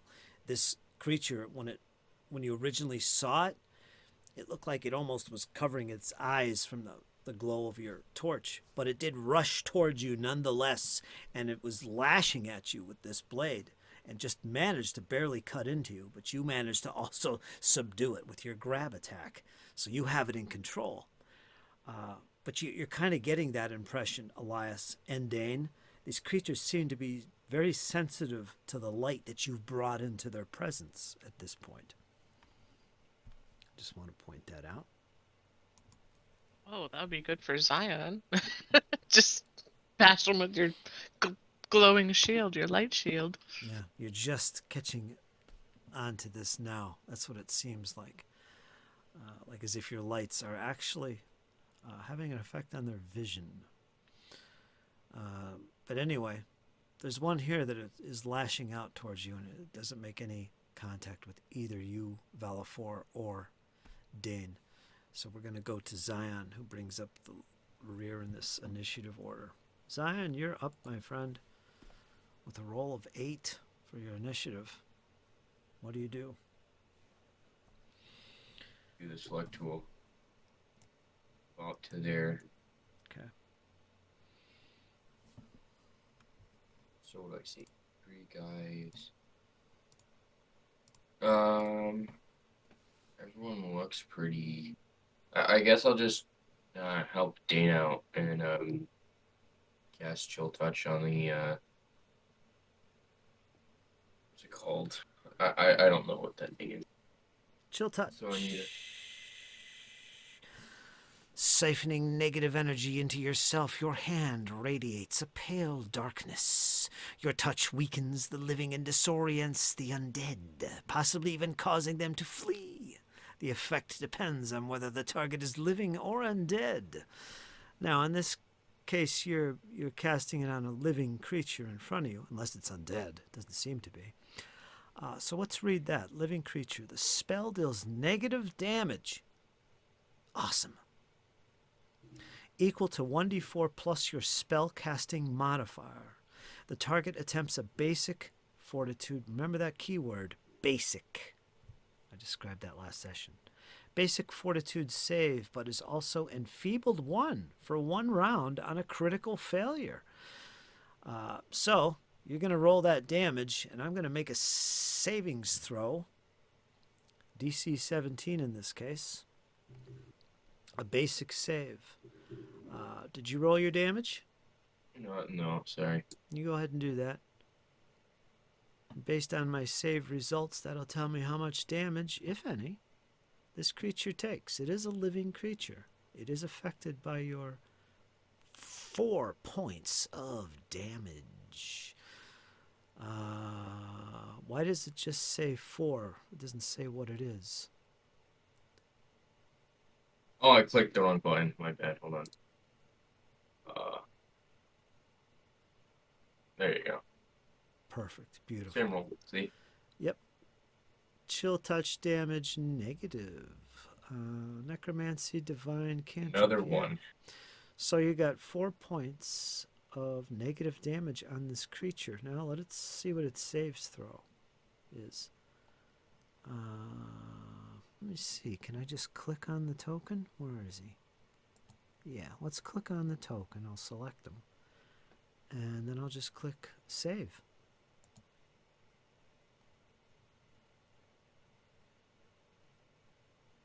Yeah, it did. It made a save throw for that token. Very cool.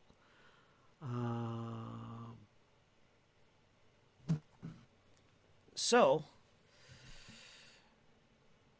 yeah. All right, so it's going to take some damage here. I'm not going to tell you what it is, but it did take some damage. It howls, it screams in terror and pain. What did you roll? 4, did you say? I rolled a 1, but I have a +3. Yeah. So. Okay. I won't tell you the result of the roll, of course, but it did take damage from that. If you all remember what a basic savings throw, I'll reiterate it again. Rachel, you probably know. So you, Dane, but I'll say it again. A basic save means that you make a save. On a failure, you take normal damage. Whatever he rolled, that's the damage you take. On a critical failure, you take twice the damage. On a success, you only take half damage. In this case, it would have been 2 because he rolled 4 points of damage. That would have been half damage, 2. And on a critical success with the save, he would have taken no damage. And of course, Zion's player doesn't know what I rolled. But he took damage. The creature took damage. We do know that. There were some howls and screams as well. All right. And would that take 2 actions to do? Chill touch? You moved, then used chill touch. Are you done?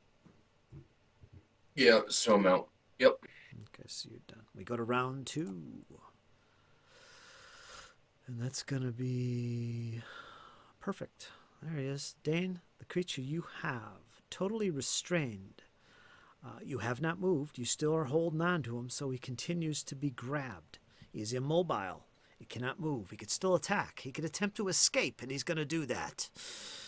What is my DC as he attempts to escape your grasp? No idea. I always thought it was just roll the athletics. We could do that. I'll be glad to do that. Escape. It's the escape action. You'll find that in the chapter on playing the game. where it's got all those cool actions you can do in combat and outside of combat too, such as avert gaze, stand, drop things, interact, leap, and also escape. It takes an action to do the escape action. That's what this creature's going to do. And you attempt to escape from being grabbed, immobilized, or restrained. Choose one creature, object, or effect, or hazard, or other impediment imposing such a condition on you. Attempt a check using your unarmed attack modifier, which is usually the best thing you could use for this. Alternatively, you could try escaping with your athletics or acrobatics. I'm going to attempt to do this. In any case, it always counts the multi-attack modifier. This is its first action. It counts as an attack. So it's going to attempt to do that. Let me click on him.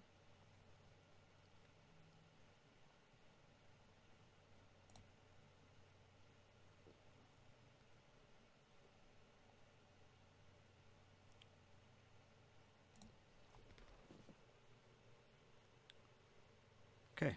And the DC. We need to know the DC. The DC of a creature grabbing you. If you're tied, it would be thievery, but it's typically the athletics DC of the creature grabbing you. What's your athletics DC? 10 plus your athletics mod is your DC. 17. 17. All right. So I won't tell you what that is, but he managed to pull himself out of your grasp. Quite agile-like. Dane, he is no longer grabbed, nor immobilized. So his escape was successful. Let me remove that. Boom. He's no longer grabbed. That is gone. His second action, let me think now. What do I want to do with him? All right, we're going to go to my Oracle. I'm going to see what he's going to do. He's got two opponents in front of him, looking quite menacing. He just got away from you, Dane. I think he's pretty eager to get away from you. And you know what? He's going to do that. I'm not going to consult the Oracle. He's going to make haste and pull away. Of course, as he does so, you do have your attack of opportunity or reaction. If you want to attempt that, do so. I'm doing it. 12. You miss. You swing at nothing but air as the creature pulls away. 5, 10. Elias, whoops.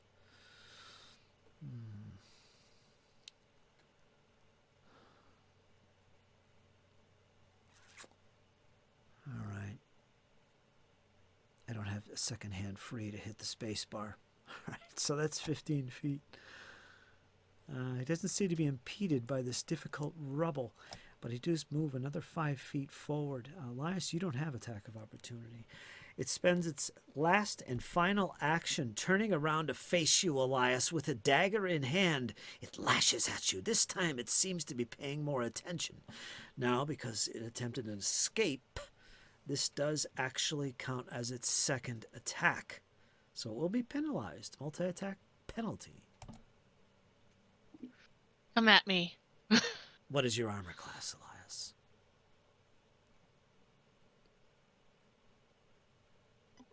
I've got 19. Yeah, it's just pounding at the stones around your legs. Totally missing you. So that's it. So perfect is done with its 3 actions. Dane, it slipped from your grasp. It got away. You've been joined alongside by Zion. Your glowing shields, shedding light on all before you. What do? There's nothing close at hand.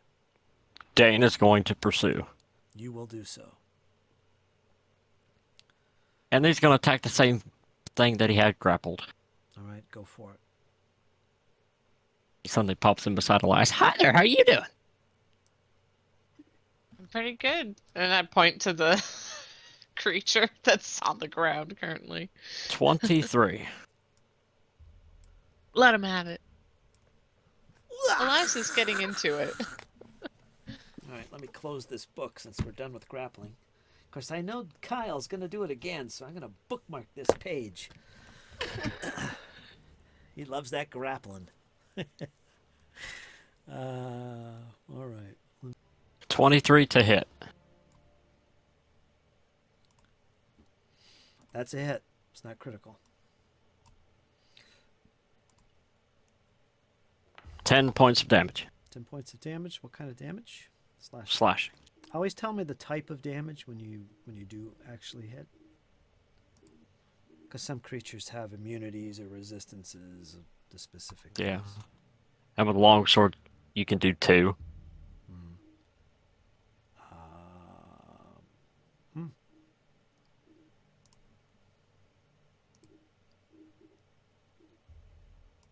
me move this over here. And that was perfect. Yes, perfect has been done in. The creature is slain. Dane, your blade finds its mark accurately. Collapses to the ground amongst the rubble and debris. Dane perks up. See, Elias, I got one too. Good job. Still have 2 more to go, though. And it looks towards Valifor. I think you've got the other one. With my last move action, I'm going to move down over here. Get in range. Okay. Keep in mind that creature, intolerant, he's actually in the square in front of him where Valifor is. Okay, then I should be here then. Yeah. Okay. I don't know how you can stack tokens, but I don't know how you sort through them so you can get the one you want. I know there's a way to do it. I don't know how to do it. Remind me to look that Maybe up. it's like a control click or It is. I don't know. It is. I remember it, but I don't remember it, and it's not working when I do that. So I don't know what happened. Oh, it's not working when you do it. No. Oh. Yes. A tear falls from my eye. All right. Anyway, you done, Dane? Yeah, I'm done. Okay. Next up is Valifor, which is Kyle. You're up again, Kyle. Hi guys, I'm back. You are. At Elias's comment to Valifor, Valifor's going to be brimming with confidence as he takes yet another swing at the one in front of him. He's trying to maim it.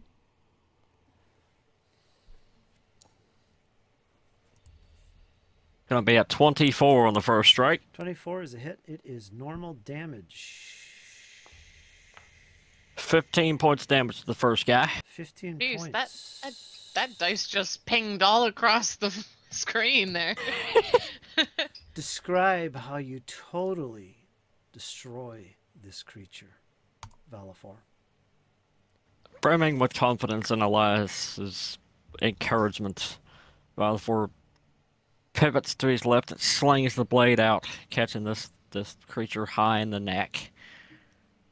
Heads go a-rolling. And it Elias, collapses. unfortunately, you're covered with the debris. Yes. Ah. Man, I just got this cleaned in town, and now I gotta go back again. Dane grumbles. That's why Not you enough never do it soap till in you the leave. world to get this off. Some soap, you'll be fine. And then Valifor's going to, since the other creature's right there, like right there, Valifor's got 2 more attacks, and we're going to use them liberally.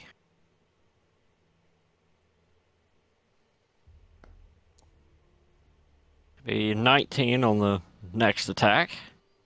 That's a hit. Normal. 14 points of damage.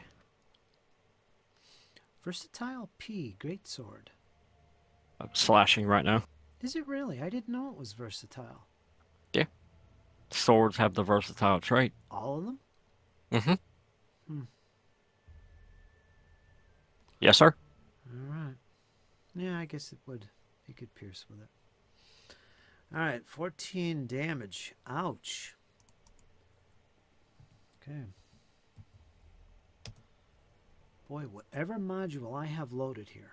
I don't know if this happens to you guys, but when I click on my token and I go to change the value of its armor class, as soon as I do that and hit enter, this other window pops up and asks me to do the same thing over. Do you get that? No,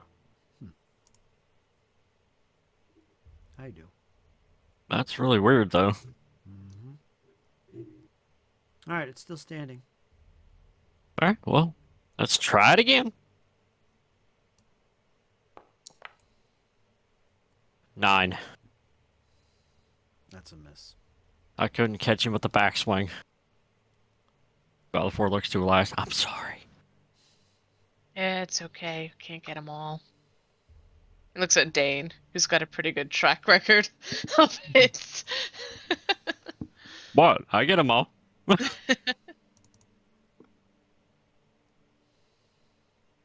That's gonna be it for Hope you Valor. didn't just jinx yourself. Yeah, I look at it like this. I'm gonna get them, or they're gonna get me. If I save you guys, then it was worth it. Words of a true comrade. It's been great fighting with you. And I'm when the not day dead does yet, come, Elias. when the day does come where one of us perishes, I'm sure the other will heed their wishes well. I'll I play have that no song wishes. for you. Better play that song for me. That song is awesome. It is a pretty good song. I listened to it. All right, it's going to.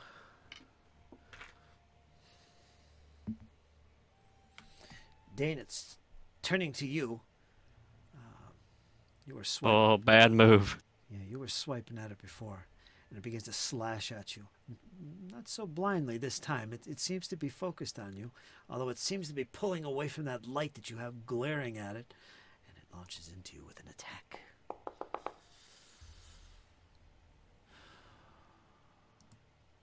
And it hits.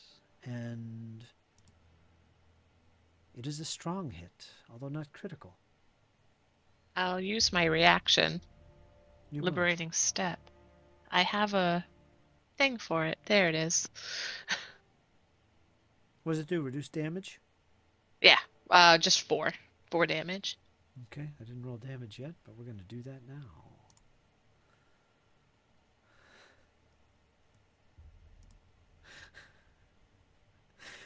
Oh.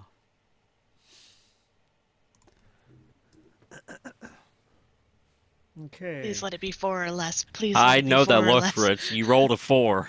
Now, Dane, you take 2 points. 2 points of piercing damage. Okay, so it wasn't as bad. The hopes and prayers and the whisperings and mutterings behind you come from the champion once again, calling upon the powers of Caden to show mercy on the foes of Dane. You only take, what did I say, 2? 4? What is 2. it? Yeah. 2. 2 damage. Okay, 1. Did I say 1? Get me right on the shit on that one. Damn Oh, it. I can 100% relate to what you just said. Oh, how much damage did I give you? Yeah. I've been there so many times. You call it out, you call it out, and then you go in a big description, a narrative. Oh boy, this is going on. Then you totally forget how much damage you did. gotta write And by this then stuff you've already down. rolled other dice or something, you know? Yeah, what happened? Where are we? Okay, so that was that, and I think that was its first attack, wasn't it? Yeah. Oh, okay. We're gonna do that again. Come at me. I got plenty of shins. One more time. Elias, you're volunteering. One more time, Dane. It tries to catch you with a backswing with its blade. And this one does not catch you at all, but hits the air. You manage to pull away from the blade, but it does so one more time. Another attack with its blade. And this time, let me check your armor class. It just manages to catch you. Oh, you don't have your shield. I was waiting for the reactive shield. Nah, I don't have it with me. It's up there by Zion, laying on the ground. I was Too waiting. bad you can't steal mine. I was waiting. I mean, you can free action drop it, then I can free action pick it up, Elias. I mean, if that's how you want to tag team it. I don't think it can be done out of turn. No. It's a free action, but not like a free action. All right, you're going to take 6 points of piercing damage, Dane. As this blade Hurry up, Elias. I'm running out of shins. cuts into your I thigh. thought you just said you had plenty of shins. Ooh, The blood that looks like it hurts. begins to drain through your armor. All right. You're draining. Okay, that's it. Next is going to be Elias. You hear the screams of pain of your friend in front of you, Dane, as he takes a cut to his thigh. This creature, although he's the last one standing, is still fighting and fighting like a savage. What else has he got to lose? That's why. Pretty much. All right. I can attack him from here You between can. my buddies, You can. and I will strike Little publicly. Publicly strike. little stab here and a stab there with the rapier. 18. You hit him. Roll your damage. I do 8 damage. And Sit still, you little bugger. And as you mutter those words and pierce and stab forward between your friends, describe how you slay this beast in front of you. You killed him. Describe it. Come on. Let's go. Let's go, Finesse. All right, well, hastily I push my friends aside and I just kind of wail at it with my sword until he stops moving. Okay. Practically at it, you just hear nothing but the sounds of the whipping sound of my rapier. It's just going back and forth at the poor thing at Right, this point. That's slashing damage is what that is. You whip it to death. Oh yeah, piercing. All right. Well, jab, jab, jab, jab. A few pokes here, a few pokes there. You manage to catch it in the eye, and the blade just sinks Ooh. deep into its skull, and as you pull out, it just falls into a splat in front of you on the stone. Success. Go ahead. And make sure that I get a little bit of splatter on Dane for his comment earlier, and get some on Valafor too. So we're matching. And as you pull the blade from its head and its eye socket, you whip the blade left and right rapidly, and the little trickles of blood flash on your friend Valafor and sprinkle across a cheek on Dane. I look behind. Zion, come get some. Silence once again arrives for the companions. The battle has been won. No more of these dark creatures appear before you, except for their carcasses laid out before you, 4 of them. They were tough, resistant. They seemed to react to the light. You took advantage of that.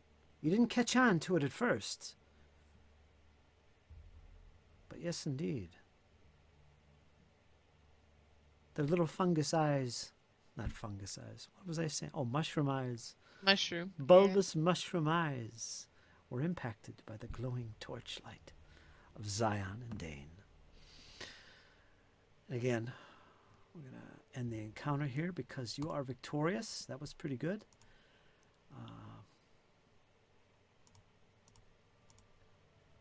Zion, I'm gonna go get my shield.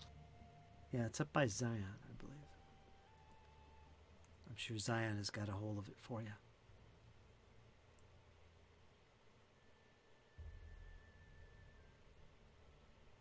Okay.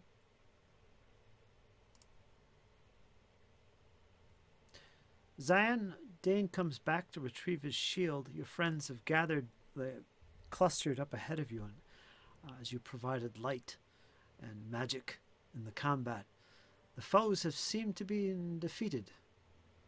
What's going through your mind right now, Zion?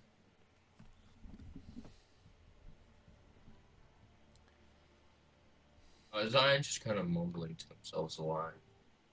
Very, very quiet, walking. Okay. I'm gonna keep everybody on the map like this. There's a module. I think it's in Foundry, or is it Roll20? I'm not sure, but I think it's in Foundry. I don't use it anymore. I did it first, but it's actually pretty cool. What it lets you do is it lets you put the tokens in a marching order, and they automatically follow the one in front of them.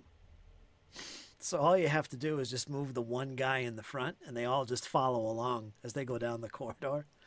It's kind of useful if you're using tokens like right now. You'll always be in this marching order, and they just follow it. It just, I don't know. I didn't catch on with that. Didn't like it too much. But, yeah. All right, what would you like to do?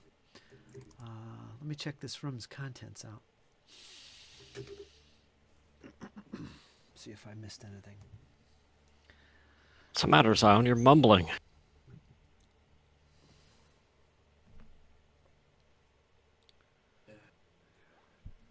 What? You're mumbling. Sorry.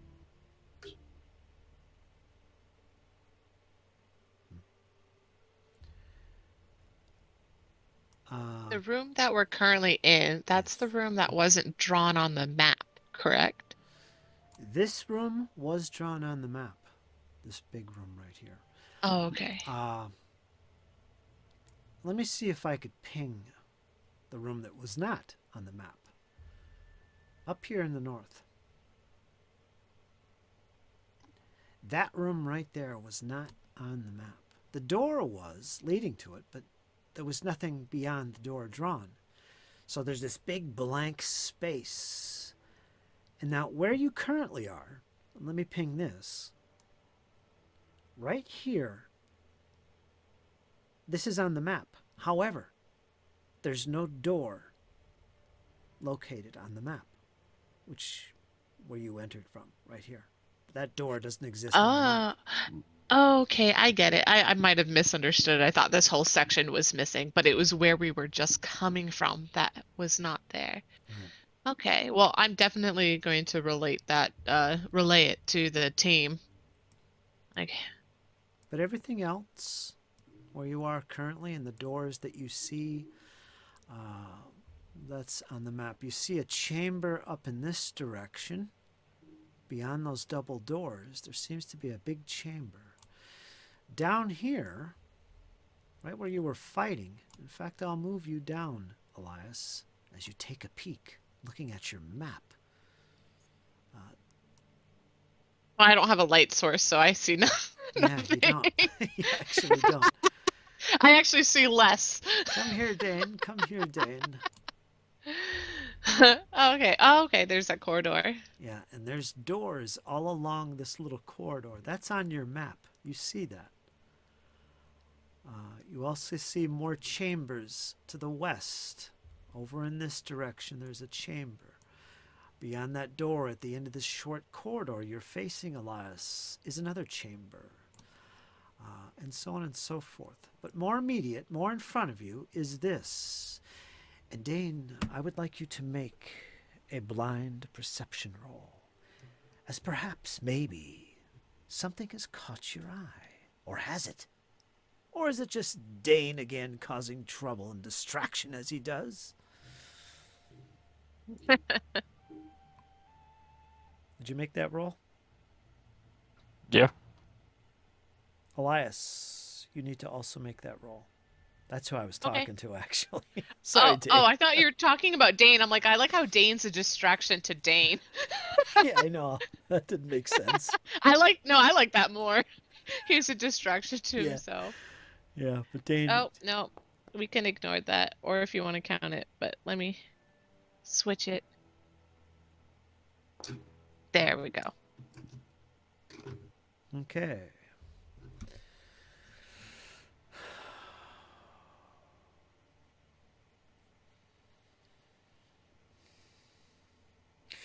You stand right in that corridor where you're standing, Elias, looking down this 5-foot wide corridor with doors to the north, doors to the south. There's about 6 doors in all, one on the far end to the west, straight ahead. As you peer down there, you notice that directly to your left in the south, directly, in fact, where you're standing, you almost fall over. There's a set of steps here. You're not sure what that means.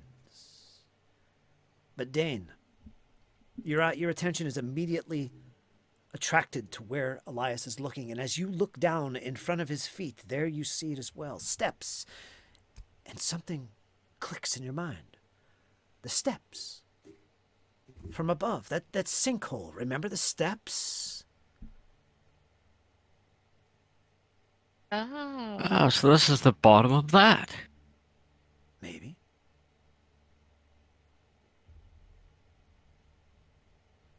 Perhaps. Looking at your map, Elias, now that you've noticed this, it does kind of line up. Comparing where your entrance, well, those steps were that you went down into the depths, and lining it up with where the map kind of was. Yeah, this might be where that sinkhole right above. And if you look around you, you can see you're standing amongst all this rubble and debris. And there is indeed a set of steps that looks like it has been crushed and continues deeper into underground from where you stand. But it's all buried. It's all covered at this point. Well, from the sight of all of this rubble, Dane, glad we didn't dig our way in. Would have been a long drop, that's for sure.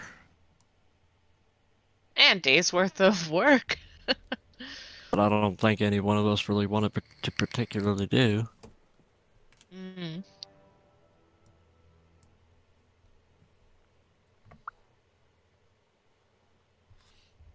I'm going to ask Zion something.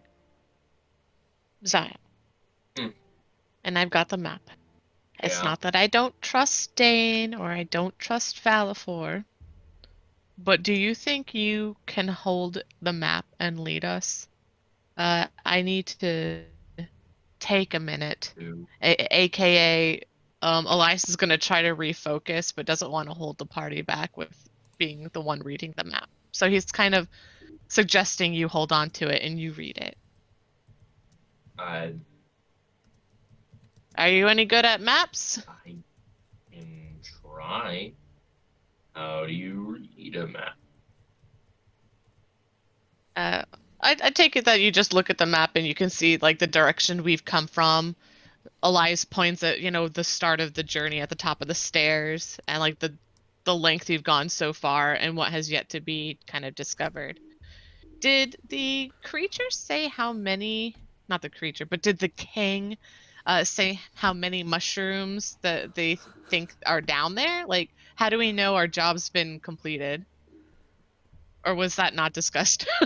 When it's safe, like that's kind of Well, he described it as a. Well, you would assume that Takeover? they were basically Oh. forced out of their homes by these other creatures. So you would assume that that's probably a whole tribe or something. Maybe, probably. That's what you'd assume. So I guess we're gonna have to check each room, huh? I don't think 4 of the little creatures, those guys, would have chased out a whole clan. And if you recall, you've encountered. Well, maybe not you specifically. You've actually, as a group, have encountered these little blue creatures a lot. There's been a lot of encounters with them. Dane, you remember early on engaging these guys a few times crossing that bridge that collapsed. Yeah. I mean the mushroom-eyed. Mm-hmm. Well, I'm saying it would probably take a lot of those mushroom eyes to get rid of a whole clan of blue folk. Oh, I get where you're going. Yeah. And this was just 4. All right. We've got a lot of ground to cover. Did we want to split up with these smaller rooms? Take a peek inside? We can. There might be something valuable within them that we can use.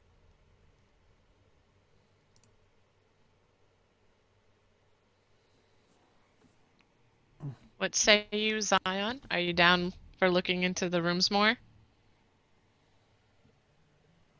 Is it safe? It doesn't seem like a smart idea. These guys seem pretty easy to take care of. We're all twice their size.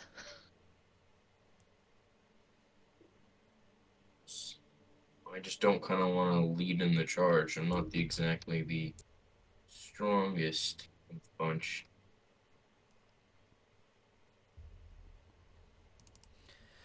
You Don't also worry about it. We'll put a buffer between you and them. That's what Dane's here for. And he laughs and nudges Dane with an elbow. wink, wink, nudge, nudge. You also notice looking around this chamber where you're at, you don't know what they were working on. It looks like you'd have to look closer Oh at yeah, it. that's right. But it looks like this was like a living area for these creatures. You can smell the refuse. The bones and the smell of fish food. Obviously, there's swamp around here. There must be fish around here, I guess. I don't know. But that's what they've been eating. And it's all scattered around this whole area amongst the debris. Okay.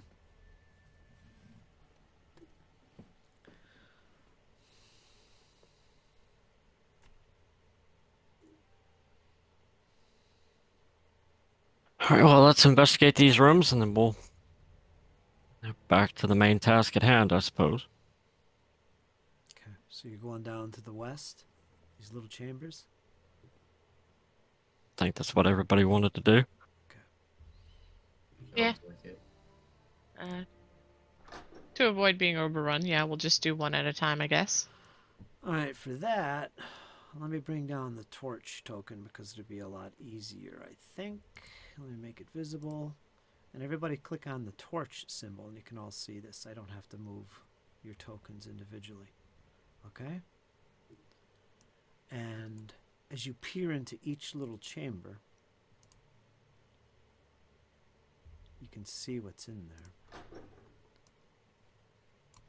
All right, so it looks like a lot of just random unused rooms. Cobwebs in one. Looks like old bed frames.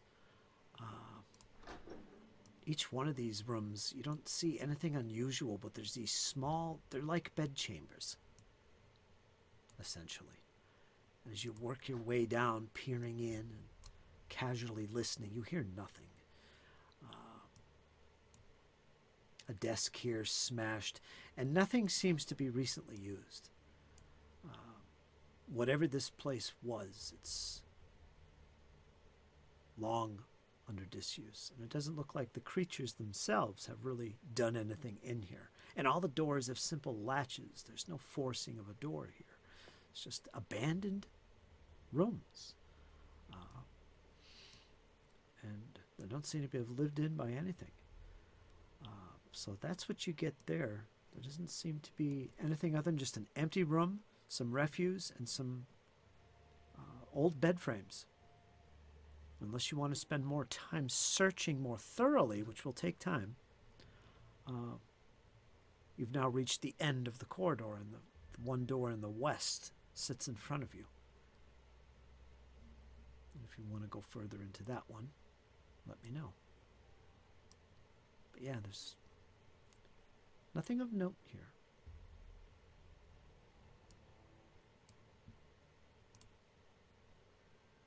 Guess we've stumbled upon the sleeping chambers. Yeah, that's what it looks How like. much you want to bet that we've got the master chamber down here at the end? I'll take that bet. I don't know if I have any money to be good on this bet.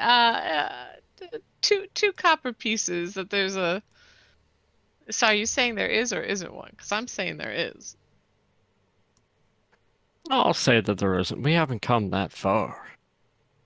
All right. We've got a master bedroom at the end. Let's see. All Is right, let's anybody go. else going to take a look before we go in? Like at the other bedrooms? No, good.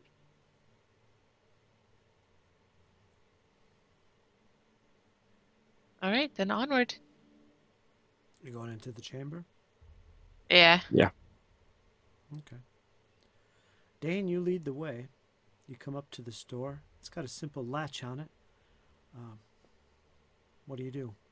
Kick it in? Pull the latch? Listen? Sniff? Smell? What do you do?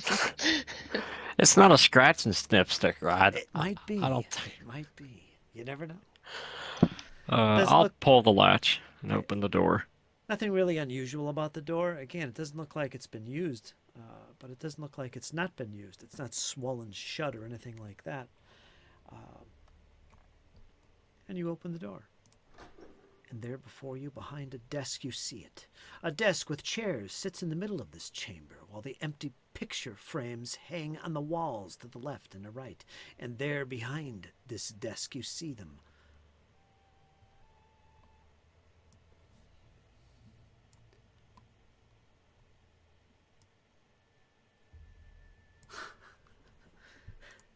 One second, let me show the art for these little guys that you see in this chamber. Oh boy. Oh. Ah, there they are. You see these two. They're actually more close to the center. And on this table, again, they seem to be working on something. You can't tell what it is, but it looks like pieces of wood and metal and that kind of thing. But as soon as you open the door, they look up at you with these bulbous eyes, as you can see from the picture. They are indeed bulbous. Get it out of the way. Dan, you were leading the way. Yes. We're going to put you right there where you had just opened the room. Behind you, following close behind, is the ever-aware Elias. Zion behind. And of course, Farly-Tel with his blade out and at the ready as per usual. You've checked out all the earlier chambers, and you're now looking into this new chamber. Looks like it's about 10 foot by 20 foot or something like that. Big table in the middle. These two creatures are actually like right there. That's what you see, Dane. Let me see Elias. All right, well, Elias is going to slip Dane 2 copper pieces because it's totally not a master bedroom. Thank you. So you're a couple copper pieces richer. I keep it alive. I'm not worried about 2 copper. All right, I'll just help you out later. All right. Sounds like a plan. You're buying the ale tonight.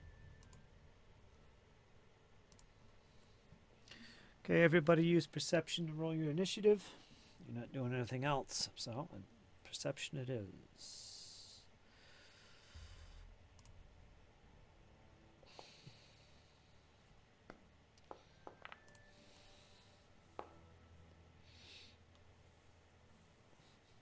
You can roll for Farly-Tel there. Dan, yeah. You got it. I'm on it. Elias, go ahead. Oh, I realize I just need to click it on the tracker and not on my character sheet because I always click perception. It was a good roll too, but that's all right. Womp, womp, Oh, womp, no, this one's better. I'm okay with this one. Yeah. Take your pick. You got about 3 different rolls there. Pick the best. It's just 2. You got it. And I'll pick the one that's set in the tracker anyways, this way you don't have to mess with it. Actually, I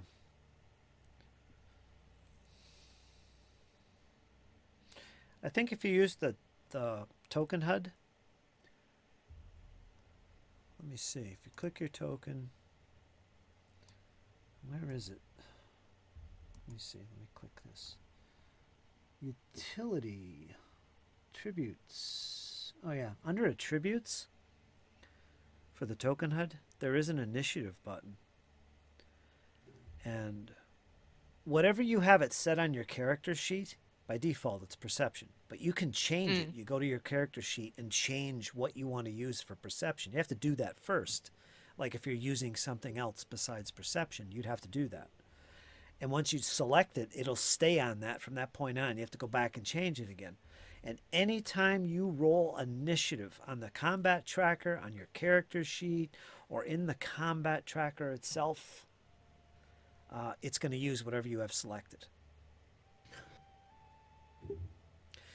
Also, I think you can do it by right-clicking on your die roll, and there's an option to add that to the tracker. I believe.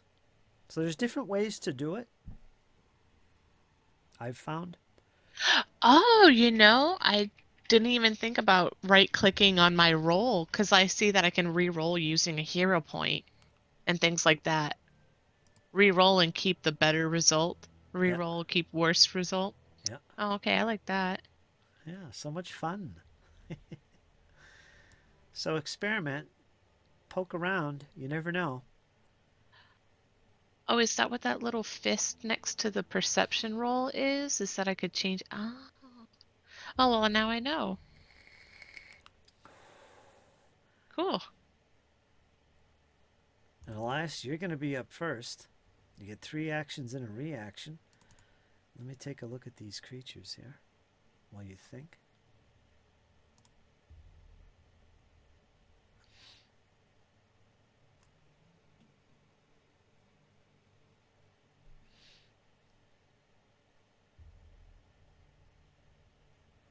Hmm.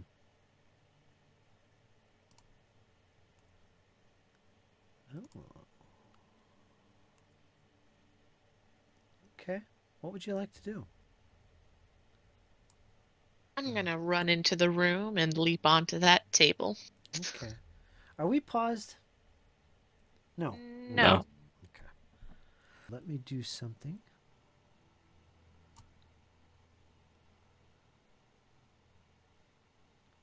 As light fills the room in this chamber, they cover their eyes, those big bulbous things protruding from their head.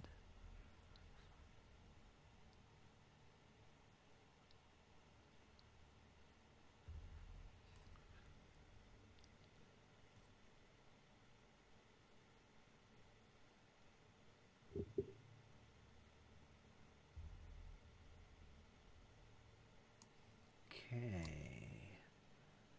Let me do this.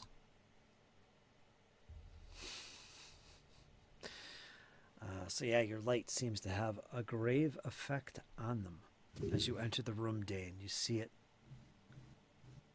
as they go to cover their eyes.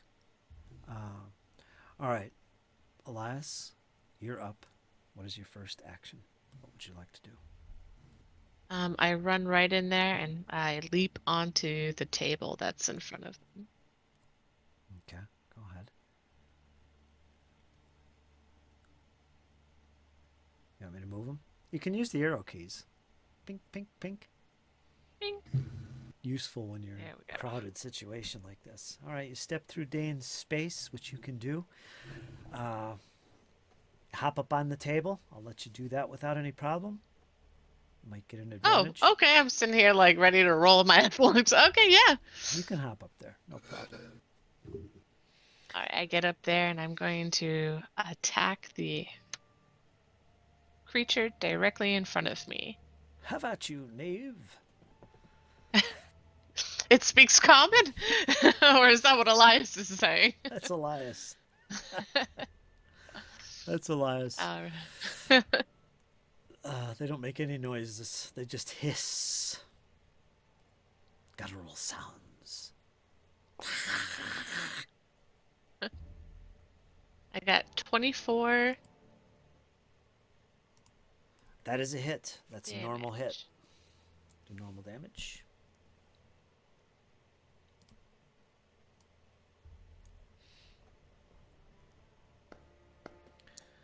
Do, do, do, 5 do, damage, do. piercing. 5 piercing damage, and the one in front of you. Anyway, it's something new that just started happening. Okay, that's your second action, your first attack. You did a little damage on him. As you pierced down on top of his head. Ah! Screams in pain. You have one more action. Do you like that? Sounds painful. Try again, Oh, but I no. get a 6. And that is a miss. And as this happens, the one to your right, to its left, on the other side of the table,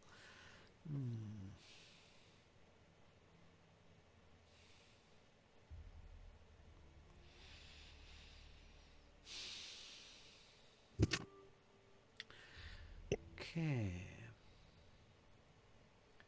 It's going to spend an action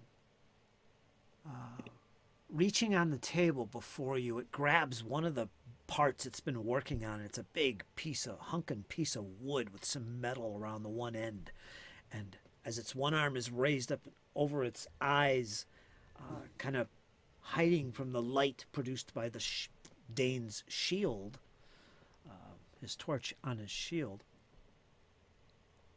Don't forget, Dane, when you drop your shield, you drop your torch. As he does that, it begins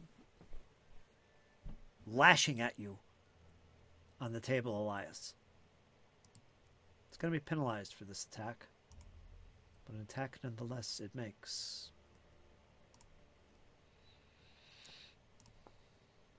What's your armor class?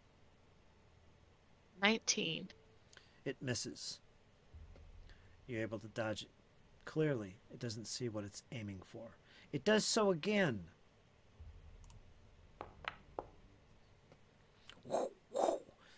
And it does manage to hit you in the leg, and you're going to take some damage. This is going to be bludgeoning damage.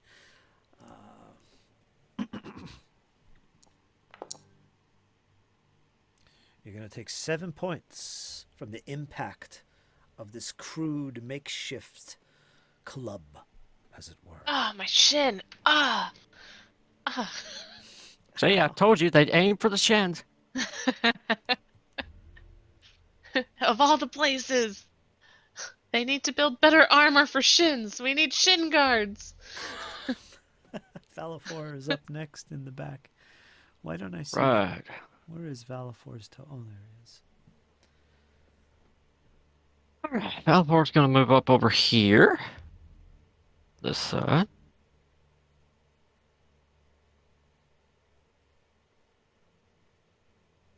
And he's going to attack the one that Elias attacked. Okay. Elias, remember, is up on that table, so you can slide right in through there. Actually, I'm gonna use power attack here. For Valifor. And I'm gonna make the strike with my -5 but +10 damage if it hits. You got it. I don't have another hero point to give him. 16. 16 is going to miss. As the blade clanks against the wall to your left. Clearly misses the creature. Alright, well, we'll try one more time. That's what Valifor would have wanted. It won't. 11. And that is also a clank. I'm trying, Valifor.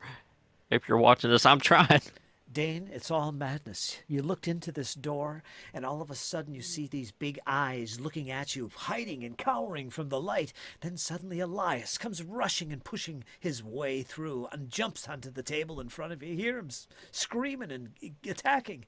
And then suddenly Valifor pushes his way through. You feel like you're being crushed half of the time, and makes his way. And there's screams of battle. You feel left out. You'll feel left behind. What do you do in this madness? See, I told you, Buckhorse should have made wider damn passages. Yes. Dane's gonna move up here. Okay, you can Can't do move that. up there. There's a wall. There should be a space in there. Right there. Right there. I'm going to start attacking that guy. Okay. Do that. After I squeeze through and get into proper fighting stance. And my elbow's hitting the wall over there. I say, I told you, she needs bigger room. 28. 28 is going to hit. Let's just see if it's going to be critical. It is a critical hit, Dane. Lay into this beast while it's still blinded. Strike! 18 points of 18. slashing, I guess we're using here. Piercing. Piercing damage. Yes, sir. All right, 18. Let's see what that does. As I go through not one, but two separate windows here. Okay, you cut into it. It's still standing. That hurt. That attack hurt. Yeah, We're gonna give it another try. you are. No grapples on this one. I gotta keep my shield up. Otherwise the light's going out. And then they will be hitting us in the shins. Yep, hero point. Hero point. Yeah. Roll the 7. Spends a hero point, re-rolls it, gets a 12. Yep, 12, miss. And that is a dastardly miss. You almost hit Elias as you come around. He manages to leap in the air over top of your blade just in time. And you He miss. twitched. That's what it was, Elias. He twitched. It caused the miss. It twitched. Yeah. Excuses. I know you can do better than that, Dane. I can't swing in this big, little tiny spot. I'm crammed. Zion, it's hard to see from your position. Your friends have moved forward into this chamber. You move forward. Now remember, Elias is actually on that table. I'll use the heal spell, 2 actions, and heal Dane. 2d8. 1d8 plus 8. Right. Nice. 16. Okay. 16 points, Dane, as you feel Fine. interesting. Zion, you have such an interesting character. Every time you cast that, I'm like, wait a minute, he's a sorcerer. How is he casting healing magic? And then I realize you have that bloodline. Interesting. And don't That's my forget, turn, though. that Halo thing. Plus, it's right. Every time you use, +1 to. I'll just give it to Dane. yeah, that blood magic. I think that's one of them. One of the spells. Yeah. You get that It is. bonus. And tell Dane what that is. You get a +1 to saves until it's my turn. Nice. Thank you. Okay, well I'll done. protect you, little battle buddy. I'll protect you. Well done, Zion.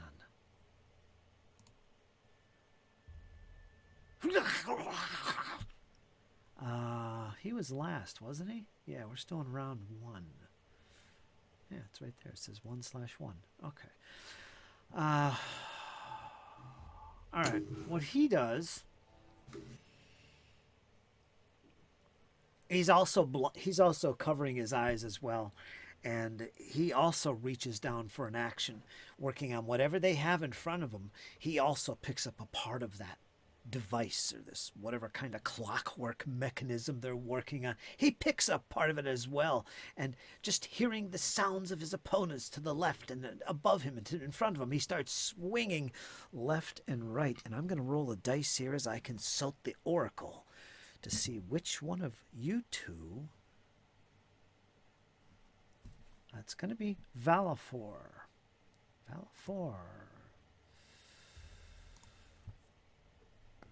What's his armor class? 19. All right, that is going to hit. It's going to be normal damage. This is going to be bludgeoning damage from this makeshift club. He's going to take 6 points of bludgeoning damage, Valafor. Got it. Okay. Let me move this thing out of the way. I've got a journal entry here on my map that's getting in the way. Bonk. And okay, let's get back to this creature. It's going to spend its final action.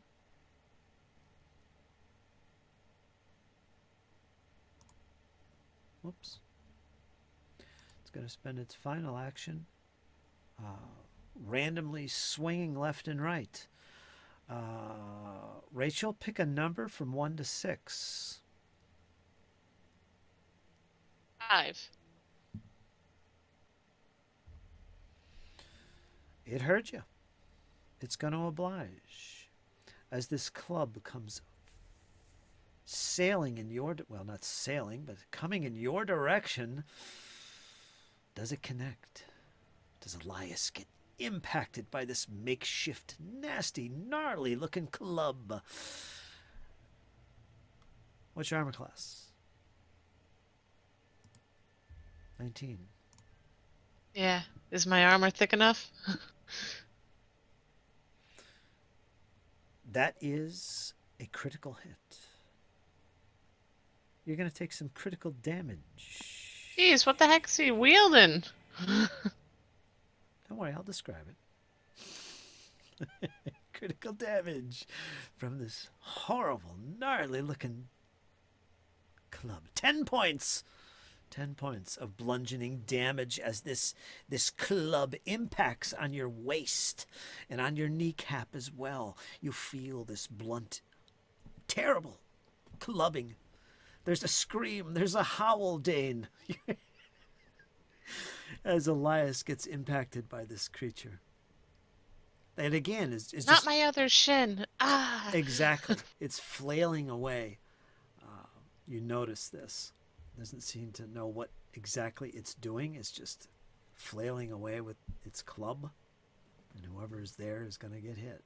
That kind of thing is going on. And Elias, you're up. You're thinking about, boy, this might have been a mistake getting on high ground. They're just nailing me. My kneecap, my toe, my left legs.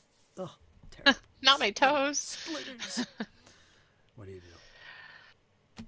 I guess it was assumed that I had my sword and shield out, but I need a free hand. So I'll use an action to drop my shield. Okay. And I will attempt to disarm the guy in front of me. I do not want him to be wielding that thing. Okay. So with a clunk and a clank, the shield falls from your arm unstrapped, and you could make your let's look that up actually. Disarm. I believe it's an athletics check against their reflex DC. I think you're right. Athletics. It's a trained action. You are trained in athletics, correct? Yes, I am. It takes a single action to do. Requirements. You must have at least one hand free. The target cannot be more than one size category bigger, which it's not. They're medium. So you can do it. You try to knock something out of the creature's hand, a club in this instance. Attempt an athletics check against the target's reflex DC, which is 10, plus its reflex save modifier. So go ahead and make that. This is a public roll. I'm gonna use a hero point. It's Okay. gonna sound dumb, but I really don't want him to have that, so I'm gonna re-roll. All right. Mark that here. I can do this. I can re-roll and keep new result. I have faith in you. You kidding? All right, there's one better. It's a 14 now. All right. Mark off that Let's try to hero knock point. it out of its hands. Mark off that hero point. Mhm. And you failed. Yeah, go figure. Yeah, you tried to get a hold of it, but it pulls away just in time. You can't get a good grab on his arm, for one. And he pulls back just to line you up with another crack, this time on the head. We'll see if he does that. It's not going to happen yet. You still have another action.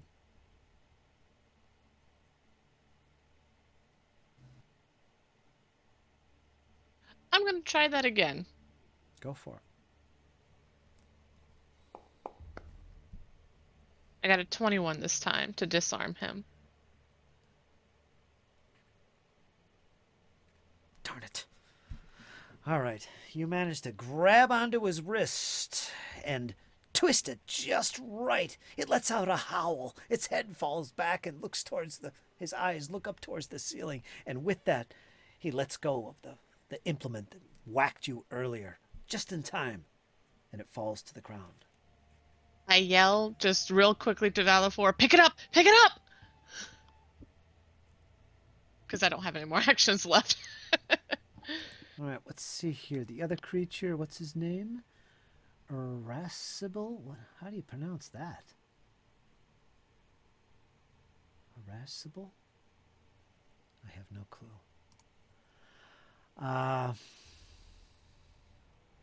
You don't see that word every day. No. I thought it said irresistible there for a minute.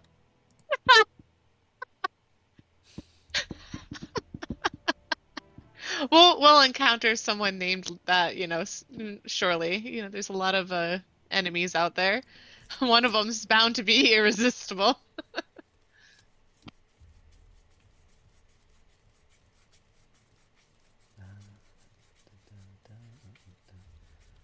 One second, I'm going through my cards here. I want to look up this condition. Here it is. Oh, I see. Awesome.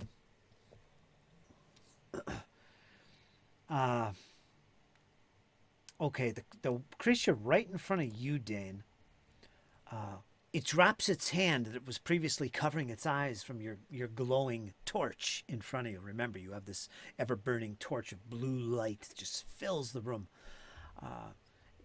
And as it does so, it reveals these eyes. And if you ever saw Gollum, Gollum from Lord of the Rings, he kind of looks like that with the eyes. And you can see his eyes. They blink a couple times, and they're looking right at you, Dane. It seems to be less impacted by the light at this point. But it almost looks as if it's kind of blind yet. It just doesn't look right. Something's off with these creatures. Your light definitely has an effect on them. However, it doesn't matter. And it doesn't matter because this creature has a nasty club in its hand. And looking at you, Dane, it strikes. A return favor from previous. What is your armor class? 19. And it misses. As this big weapon you pull your head back just in time and it hits against the wall to your left, or to your right, sorry. It just misses you. It attacks again, a second time, to try and catch you once more. This time, it misses again.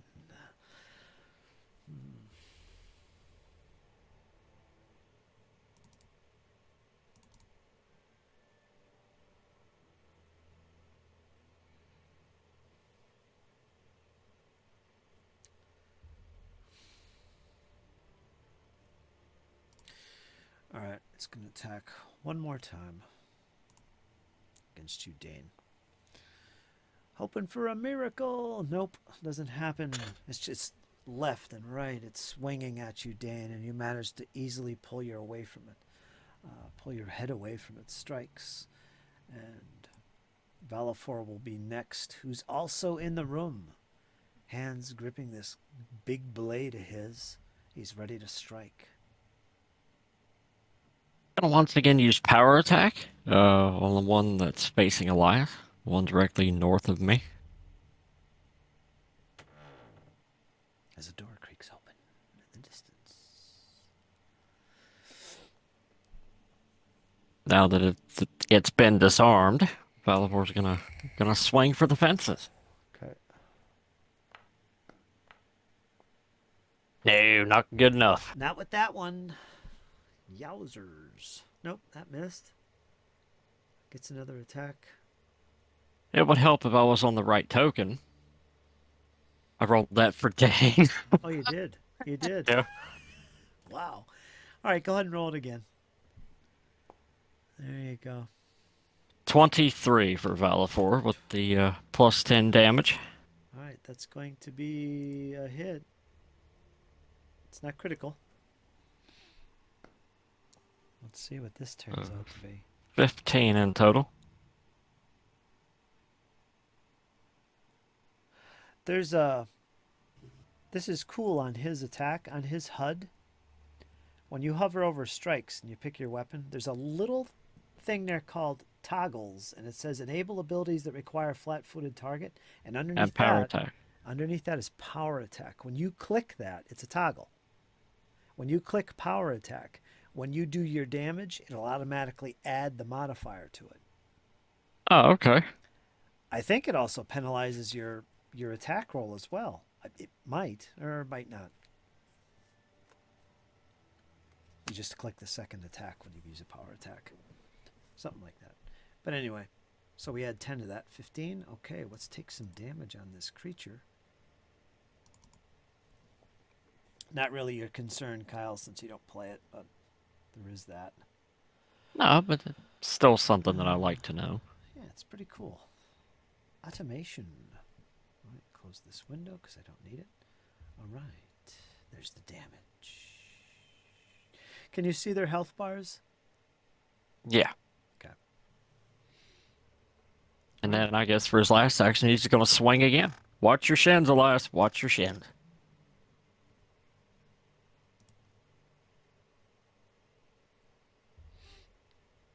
No, not good enough. That's a nat 1. Ugh. Yeah, it was. Ouch. He had no modifiers on that. Oh, he Nope. did. He did, but it Yeah, just... because that was a third attack. Yeah. Wow. All right, so that's that. We're going to go to Dane. You're up, Dane. Hi, guys. I'm back again. You I know, are. right? I'm just switching all sorts of chairs here today. But we're going to see if we can attack the one I previously critted before. See what we can do there. 25 on the first strike. 25 is a hit. Is this the one right in front of you? Yeah.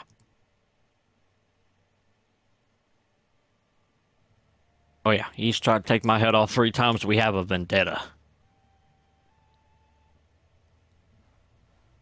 Yeah. It's normal. A big old 5 points of damage on that. Ugh. All right. Mediocre. Next up, I'm going to use Exacting Strike for the next one. Just like that to show everybody.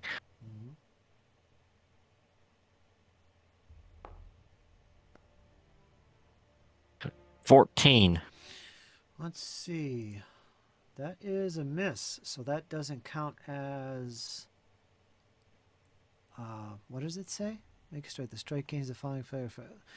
It failed. So this attack Yeah. does not count towards your multiple attack penalty. So before you get out of position with your blow, you catch yourself. So yeah, you won't be penalized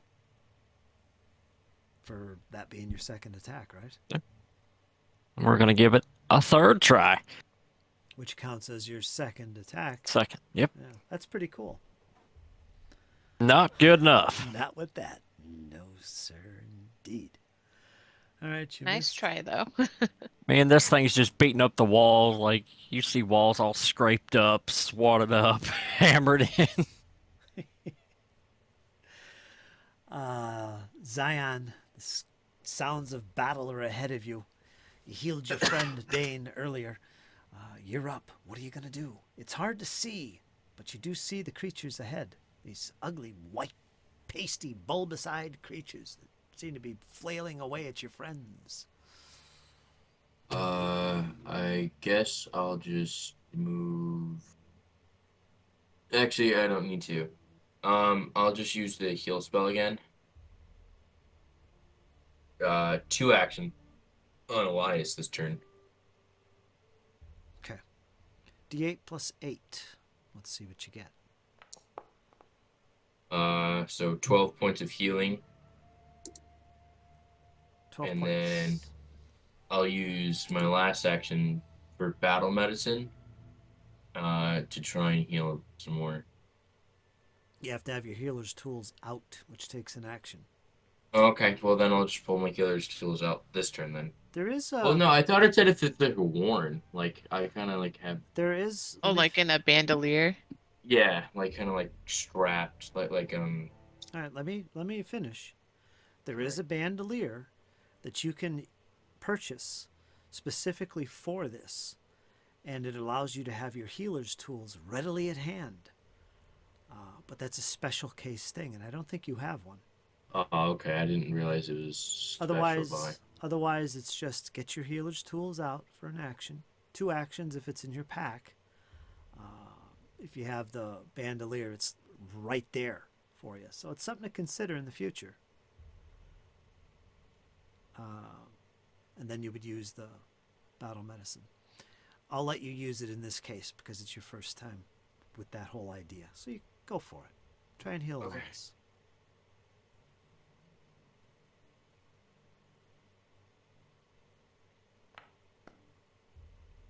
Ugh, that's not a pass.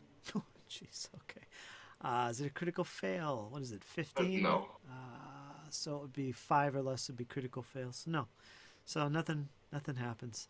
Now I think this is where Thank you, Zion. they clarified that healer's tools actually has a max of 10 uses with battle magic or battle medicine or whatever that Oh, it is. does? Where does it say that? That's something I read and I have to go find and root around for. It should be in the errata. And if it's the Yeah. case, I would also like to see it used that way with just normal battle medicine or normal medicine checks, but I don't think it does. I'd have to think about that one. But I think there is a Yeah. maximum number of uses, and I need to look that up. So I know I look at all these tools like repair kits and stuff like that, artisan tools, and I'm like, how many uses can they use Mhm. them without Just- it being, no longer effective? Yeah, it just makes sense. But Yeah, like a writing set, you have to replace the ink too. Why not? Like, I run out of bandages yeah, in my healer's kit. we'll have to do some looking for that. But we're good. We're good right now because I think it said 10. Mm. So we're fine at the moment. All right, good one, Zion. At least you didn't do injury to Elias in that case with a 7. I appreciate the assistant. I was pretty badly injured. I'm Mhm. feeling much better now. Next is indifferent. The one in front of you, Elias. Below you, really. Let me see. Okay.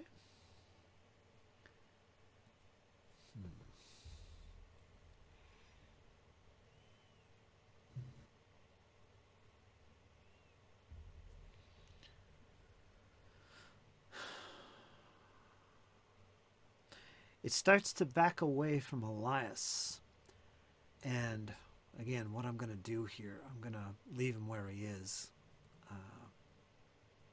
Actually, let me move him over here behind you, Zion. He's not there.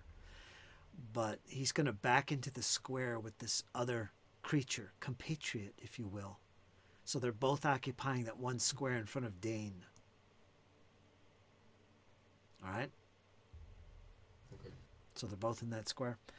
Now, Doesn't Valvor get attack of opportunity since it moved out of his reach? yes.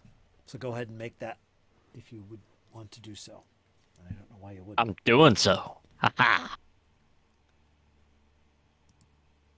Really? These dice absolutely hate me tonight, Valvor. I'm so sorry. I know it's really bad for Valfor tonight. Phew. 16. Don't worry, he'll show up later tonight. You can tell him all about it, Dane. 16 will not cut it. It backs away past the chair, and they're both crumpled together into this one little square in front of you. It seems like they would be hard to maneuver in such a cramped space, Dane, but not really. And as it backs in there, it strikes at you, Dane. Its first attack. Oh, wait a minute. It doesn't have that. Let me see what its weapons are. 1 second. It got disarmed. Yes. Doesn't have that little club anymore, but it does bite at you, Dane. And with that, it scores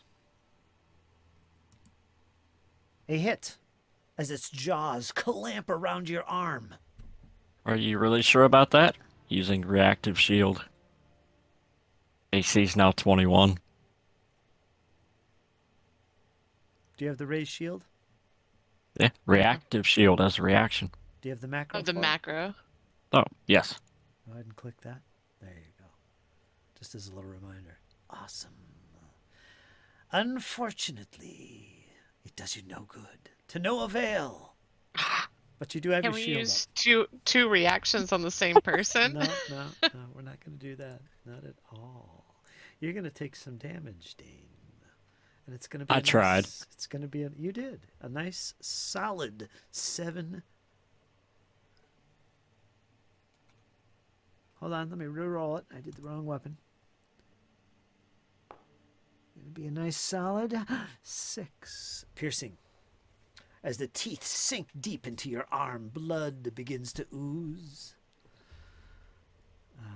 Let's see, 1 to move, 2 to attack, and it makes a right?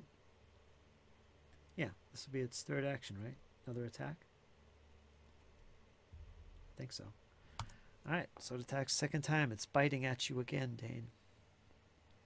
And it does not manage to sink its teeth into you this time, so you pulled away instinctively. Your back brushes against the stone wall behind you. You just get out of the way of its big maw and avoid getting struck yet again. And with that, we go to the next round. Shouldn't this be round 2? Oh, yeah, it says right there, round 2. Sorry.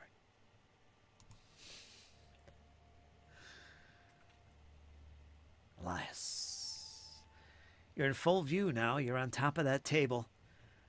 You did manage to... You did the disarm, didn't you? Was that you? Yeah, that's all I did Yeah. was disarm. That was cool. The creature is backed away. They're now both in that one corner of the room, defending themselves. You see Dane engaged with them. As well as you. You can attack from there. What would you like to do? You do have the high ground, which may or may not benefit your attacks. All right? It's pretty obvious. Yeah. Striking downward is to your benefit. But Well, I'll strike twice at the same guy. I'll be going to attack the one who was wielding that large club before, the one who was in front of me. okay. The one behind Zion, actually. Yeah. He's not actually behind Zion. He's in the same square as the other guy, right? Yeah. Okay. All right. So it's indifferent. That's the guy I'm attacking. You are. Go for it. Give yourself a +1 on this roll. All right. So in total, it's 23, including that +1. Change strength. Yeah, just checking your stacking. That's a circumstance modifier I gave you, +1. You don't have any other circumstance Oh, mods. I can't hear you. That's a circumstance modifier I gave you of +1. I'm just seeing if you had any other circumstance modifiers, which you don't. For stacking No, I've got purposes. nothing else. Just my normal strength and trained. 22 is a dastardly hit. A dastardly hit. So go ahead and roll a dastardly amount of damage. I don't have a dastardly button. I hope not. That'd be Go pretty cool. Yeah, it would. That's regular damage? Mm-hmm. Of course it is. Just I'm confused you today. Go for it. you really did. Yep. All right, 9 damage. 9 points of dastardly damage. All right. Dastardly piercing damage. Yes, there you go. And close that window. Go away. And there it is. And it's still standing. These are tough. These guys are tough. But you're having an effect on them. That one there is near death. And as near death as it can be. The other one is badly injured. Do you have another action or no? Yeah, I still have 2 more actions. Okay. So I'm going to try to attack the same guy again. Hopefully finish things up, depending on how wounded he is. Okay. I got a 20. 20 is going to hit.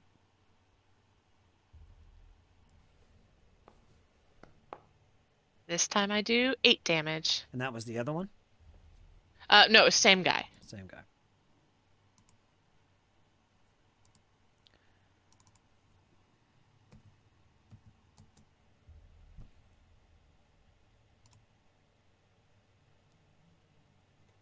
Okay. Still standing. It's looking bad. You're really laying into this one.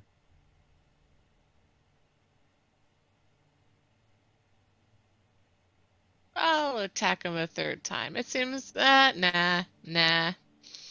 I'll All right, keep in mind, because we're getting to a stage in this combat where everybody's doing the same thing over and over again, which can be boring.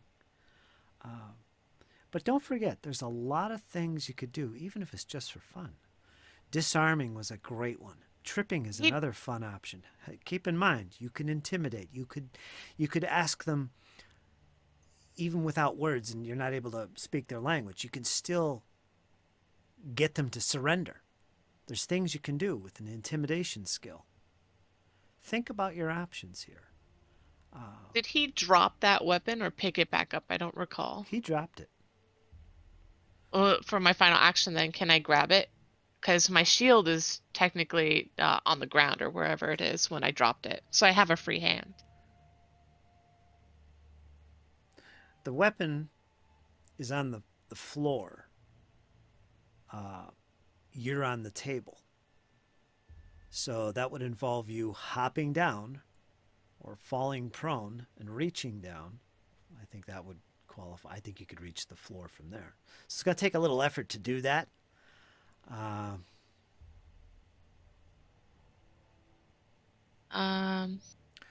let you move a 5-foot step forward into that space and reach down to get it, but you don't have it yet. You couldn't do it with one action. That's what I'm saying. Yeah, I get that.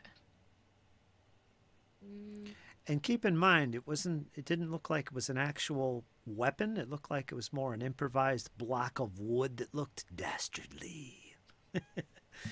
But, Yeah, Elias is just curious as what they were working on because he just jumped on the table and all of a sudden they're grabbing things that they were working on. Like, oh, what was that you got? And wow, that did I'm bleeding now. yeah. You whacked me with it and that stung. If you want to reach down and pick up some of those parts, they're on the table. That's not hard to do. But it'll take an action to do it, and a quick glimpse might give you some of a hint.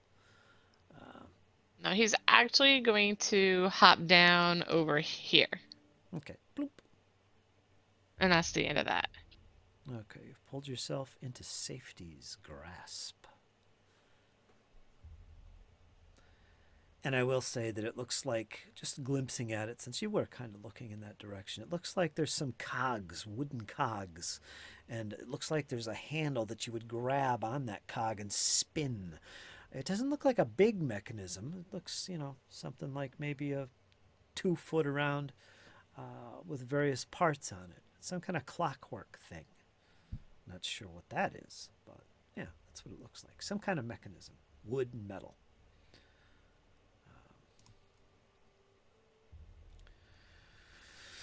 All right.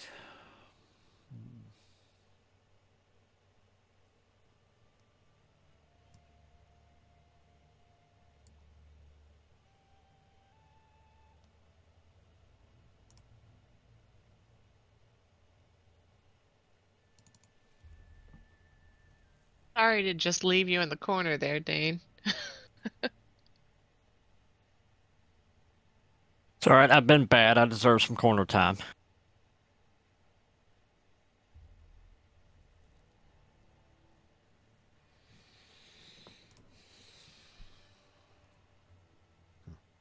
All right, Dane, the one in front of you.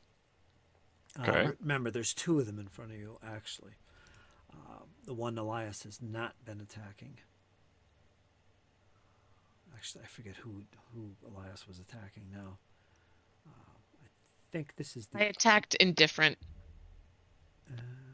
all right, irascible. That's the one that still actually has one of those improvised clubs in its hand.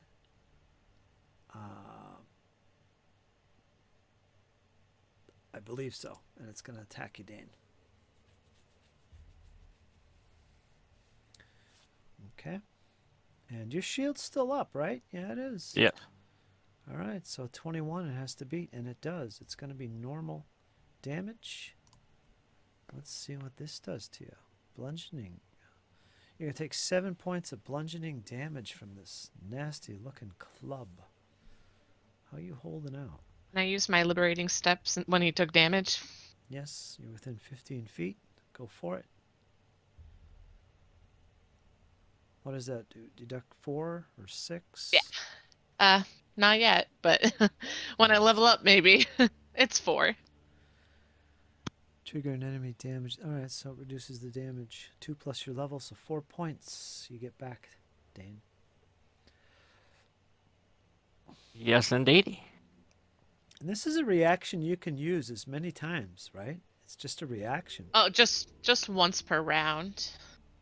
Just like with any reaction. But it's whenever you say that they Yeah. take damage. Mm-hmm. So I try to slip it in as quickly as possible. That's This way I don't hear the damage before. I just need to know that it hit and it took damage. Okay, I react. Yeah.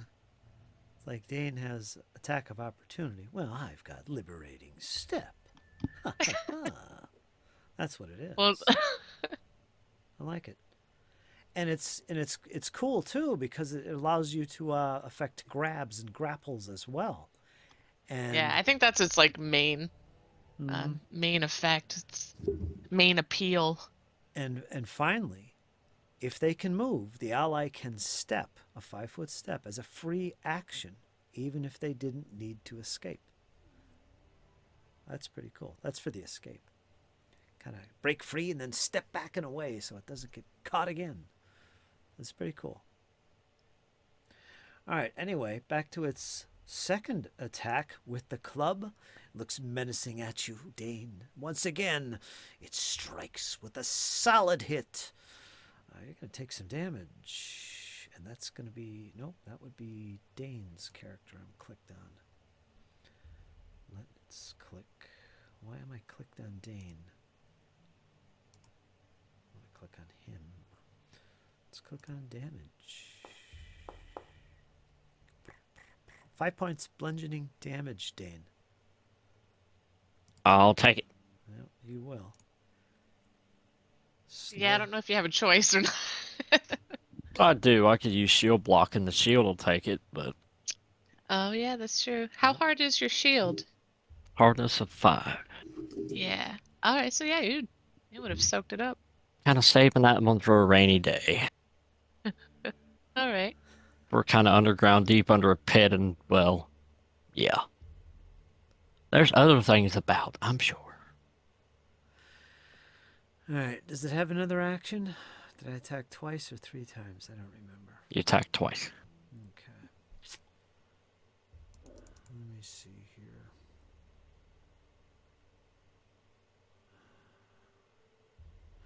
It's so crowded.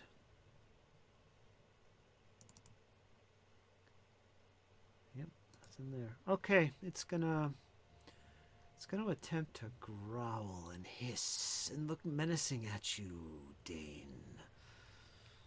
You know what that's about. That's going to be... What is your will DC? Oh. My will DC, or you mean my will bonus? It'll be 14 for will. 10 plus modifier, right? Mm-hmm. Yeah, 14. All right.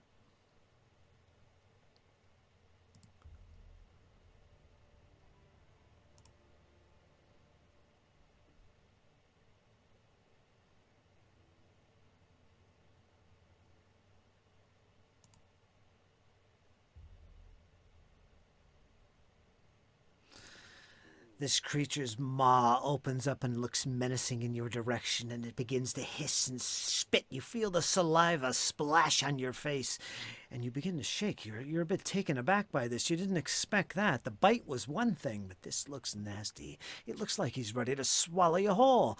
You are frightened 1. Unfortunately, I can't follow that up with another attack. But it was fun anyway. Valafor? Valthor's gonna move up and try. Maybe you can tell me if I can do this or not, but I'm gonna try to Brutus shove the one that Elias hit into the wall. Okay. Link that for you. Wielding a two-handed weapon. Yeah, he used this before. Throwing your weight behind your attack, you hit your opponent hard with a heave, enough to make it stumble backwards. Make a strike with the two-handed melee weapon. If you hit the target that is your size or smaller, which this is, that creature is flat-footed until the end of your current turn. And you can automatically shove it. With the same benefits as the shove action, including the critical success hit if your strike was critical hit.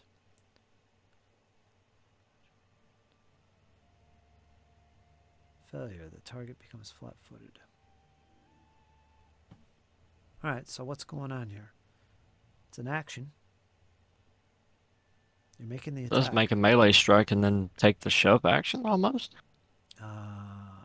Make a strike with a two-handed melee weapon. If you hit the target, the creature is flat-footed until the end of your current turn. To the end of your current turn. So basically it would be flat-footed, so he could follow this up. It's still his turn. So if he has another attack afterwards, he can follow it up against this creature that's now flat-footed. That's one of the reasons to use it. And you can automatically shove it, so with the same benefits as the shove action, which I'm looking at right now. So go ahead and make that weapon attack. And 14, not good enough. no, it doesn't do anything. So that missed. Does it have any side effect?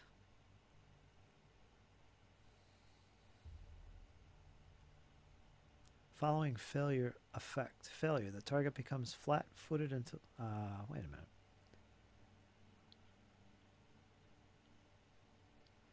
This strike has the following failure effect. Failure. The target becomes flat-footed until the end of your current turn. What does that mean? How is that a failure? Even though I missed, it's still flat-footed to me? Or still flat-footed in general? Yeah, I guess so. I was thinking, oh, maybe it's the attacker who becomes flat-footed, but that's not what it says. If you hit the target that is a size or smaller, that creature is flat-footed until the end of your current turn. If you hit, and you automatically shove it. If you fail, what it's saying is that it's still considered flat-footed. You just don't gain the shove benefit. I think that's what it's saying. What it says to me, because even though I didn't hit, it's still flat-footed, so it's kind of like combat grab in a way.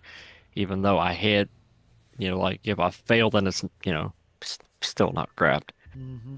All right. So we'll try it again. Yeah. So we'll try it again with just a normal attack. Same one that Elias almost doomed. Okay. We'll see if we can follow up with a good one here. Okay, here we go. 14. 17. 17. Well, it is flat-footed, so yeah, it did actually hit.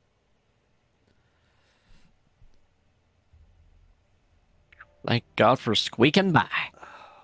Now, was this just the normal attack? Yeah. All right. I'm not sure he could do the brutish twice. Doesn't say 12 points damage. Let me see what its traits are. It doesn't say here.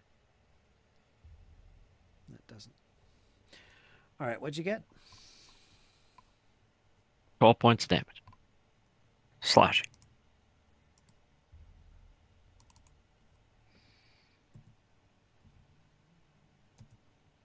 That hurt.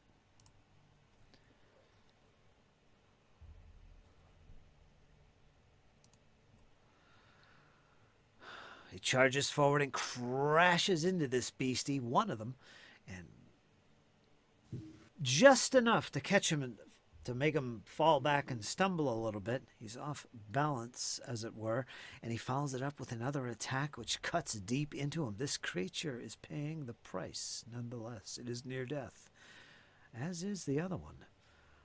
It's getting close, and these are proving tough opponents. All right, Valifor is done, I believe.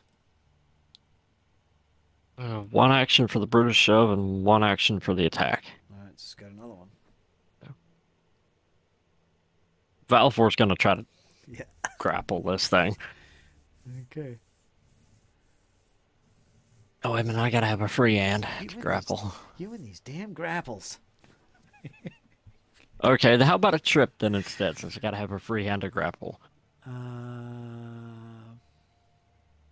Yeah, he could just free up one hand easy to let go of the sword. So whatever you want to do, you can get a hand free easy. Okay, then we'll go with the grapple then. All right, go for it. Grapple. Fortitude DC, an athletics check. 27. I think he's grappled. That is a critical success. I shouldn't tell you that, but I'm gonna. The target is restrained until the end of your next turn, unless you move or your target escapes. So he's got a really good, solid grab on him, a chokehold. That's pretty cool.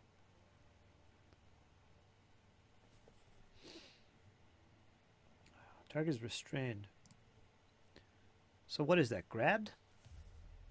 I'm pretty sure, yeah. I don't see a token for actually grappled. Is there a restrained one? I don't think there's a restrained one. I'll put him at grabbed. Try, prone, stun. You should have the flat-footed and immobilized, but Yeah, there's nothing for restrained. yeah. It's just grabbed then.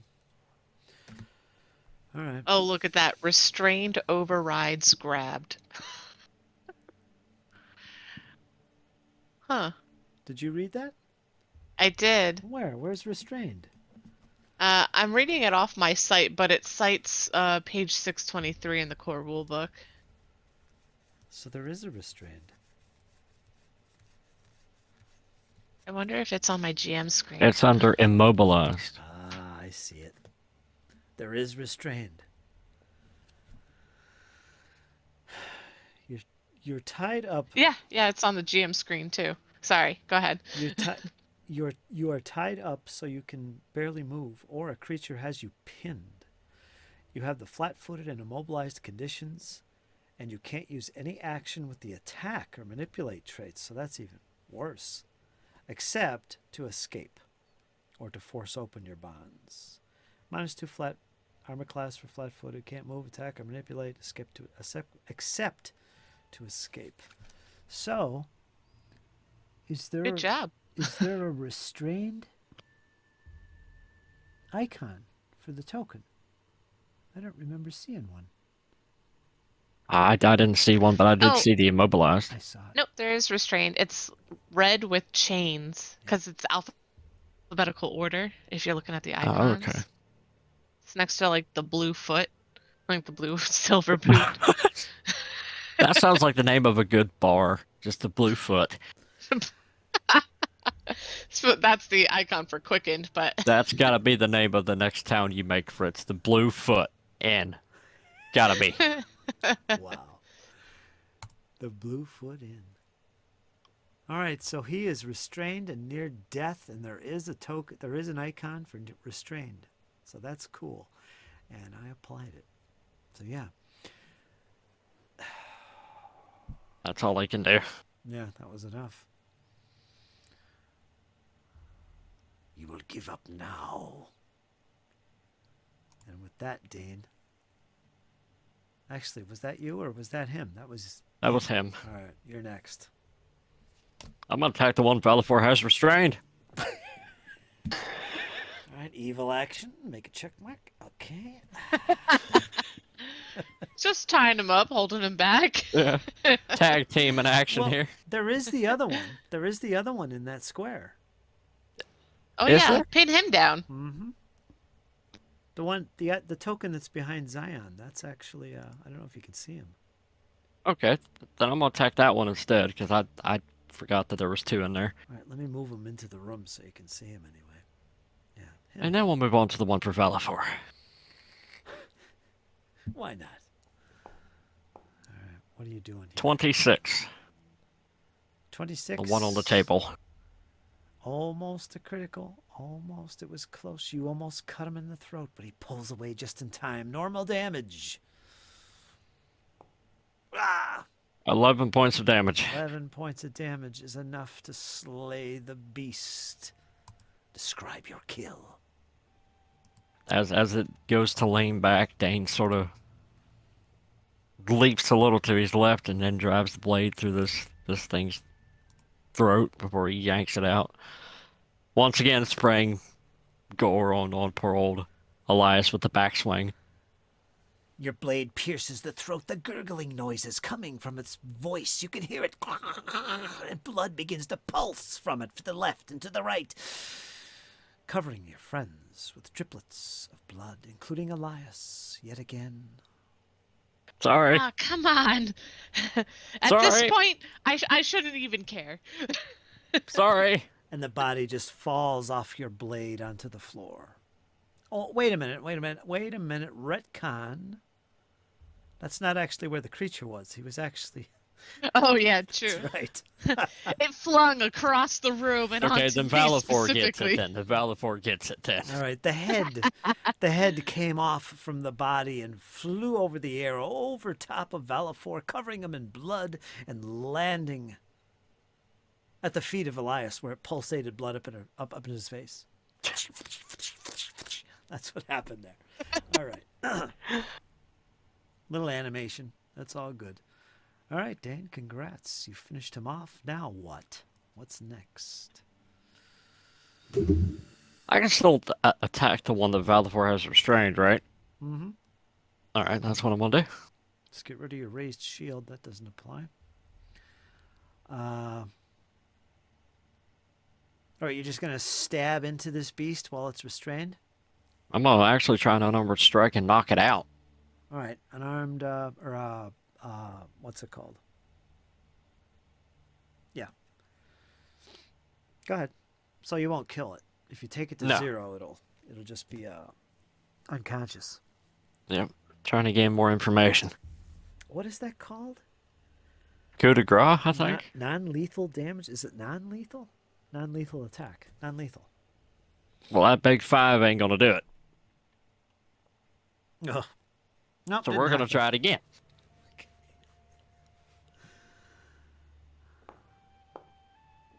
$16. Oh, 16. Let's check and see. Yes. Roll your damage. Now, this is non-lethal, which means it's just unconscious if it's taken to 0 or below. 7 7 points is enough. points of non-lethal damage. There we go. We had a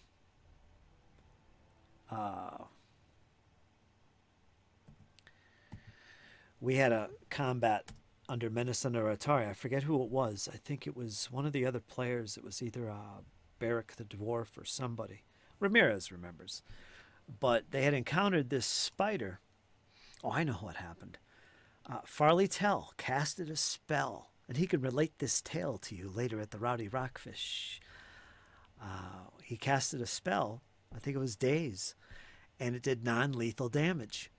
And it didn't occur to them. They were fighting this spider, this giant hunting spider.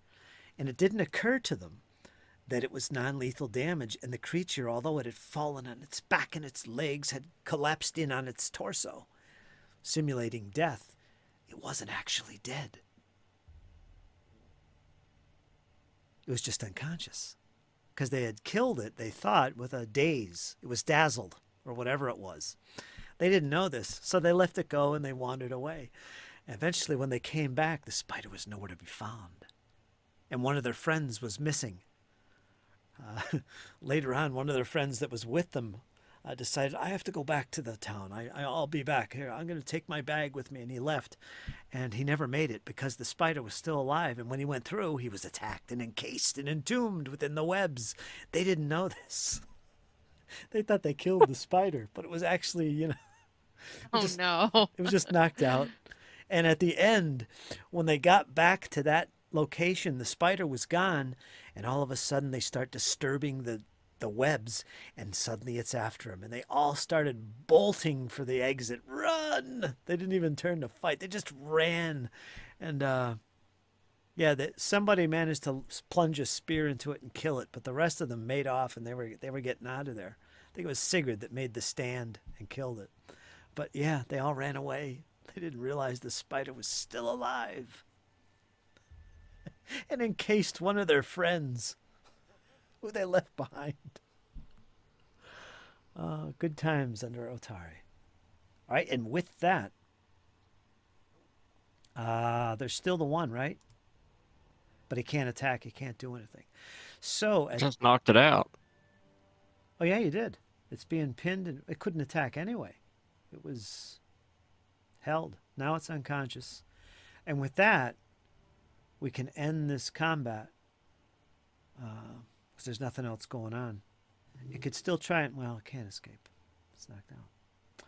All right. So I gotta go to bed, so I'll see you next session. you do, Craig. Take care, my friend. Yeah. Is there anything else you want to do with your character?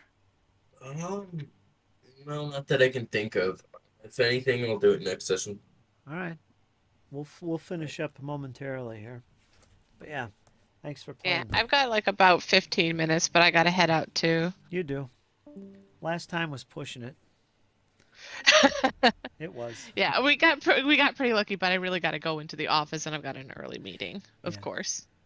Who Uh, plans these? Not me. Yeah. Do you think it would be better if we met like an hour or started an hour earlier? Starting earlier is fine by me. I don't really have anything else going on Sundays. I'm just thinking we don't want to get to a point where every session is overtime, it seems. Because if we go 4, that's normal. 5, that happens occasionally, and I think that's like for you, Rachel, it's like 11:30. That's like that little extra push there that it doesn't do anybody really any good. But and if we started earlier normally, that wouldn't happen. But I don't know. Think about that. If we want to do another session next week and want to start at 5 instead of 6, we could try it if you want. You don't have to. Just an idea. Yeah, I guess it depends on everybody else too, but I'm okay with it. What about you, Dan? Yeah, 5's kind of pushing it. That's usually dinner time, usually. Yeah, that's true. All right. Oh, I usually eat dinner while we're having this session. You do. I hear it. I hear the clanging of forks and plates. Ching, ching. Today I had some sashimi. Oh, there you go. I try to be mute, but then you're like, oh, and Elias, what are you doing? I'm like, oh, well, Scarf clears it down. throat. Yeah. Oh, wow. All right. All right. The combat is over. I can end this end encounter. Yes, that'll take us out of initiative. Get that out of here. Now, you defeated both creatures. One of them totally slain. The other one held in place by Valafor and pummeled to unconsciousness. So you think, well, you know, mechanically you do. This other creature, it stops moving, it's motionless, and it's held in place regardless. Yeah, that's about it. You see these 2 other doors in the western wall.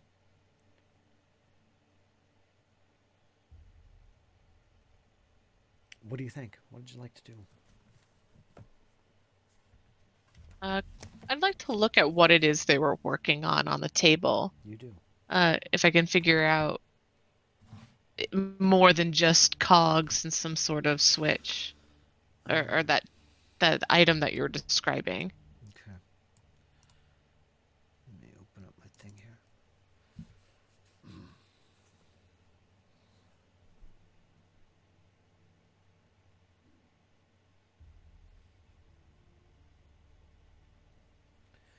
Three empty picture frames hang on the walls. Don't know if I think I mentioned that.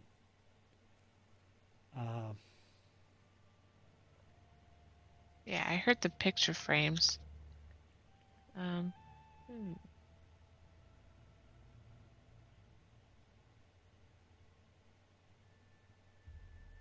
I'll take a look at those too. I'll like lift one off of its. They're hanging. Mm-hmm. Yeah, I'll lift one of them off, and they've got some interesting decorating choices here, Dane. What do you think they're doing? Like, Yeah, what's the purpose of these? they're just empty picture frames. There's no picture or anything on them, and they're just sitting in the wall. If there was a On that picture here, it's long, gone. on that long corridor, last I saw more hanging up high on the thing, up high in the ceiling. I saw three more frames. Are they some sort of like rooms for the family of Belcora or this other lady that's here? Like, were these their rooms, their quarters? Maybe these were photos of their family, or Photos, uh, good catch. Maybe they're well-drawn pictures. paintings. Paintings. That's what things are called, paintings. All right, let me clarify. The there's a couple frames that have no paintings in them hanging on the wall. Now, on the table, looks like this clockwork mechanism. You're not sure what it is. You'd have to really look close. Now, if you remember outside when you first encountered these bulbous-eyed creatures that eventually turned and attacked, they also were working on something like this, some type of clockwork thing. Again, you didn't really pay much attention to it, but you noticed it. You, Dan, you do recognize when you that hallway. Remember the hallway that you peered out in, and the others waited in the entry chamber. You looked out there and you saw on the ceiling. It looked like there was a wooden structure. I called it a frame, but I don't mean a picture frame. It's like there was something up there that held something in place that no longer is there. Some wooden beams, and it looks like there was something locked in here on the other side. And there could be maybe a cog that might have spun in one part of it. That's all gone. They were empty frames, if you will, for some type of mechanism. You also remember on the floor before you was all this debris of a lot of metal pieces and wooden pieces. You do remember cogs being in that mix of debris as well. It seems to be a thing here. Mechanisms, cogs, wheels. And you see more evidence of it here on the table in front of you, only it's much smaller. This handle and this giant cog, wheel, it seems all bashed up now. It doesn't look like anything that does anything. But they were really working on this. They were pretty focused on this, and quite surprised when you entered the room.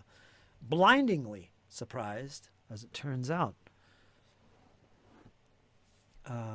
So that's what you see, and that's what is going on here. The painting frames is totally separate. It's just frames.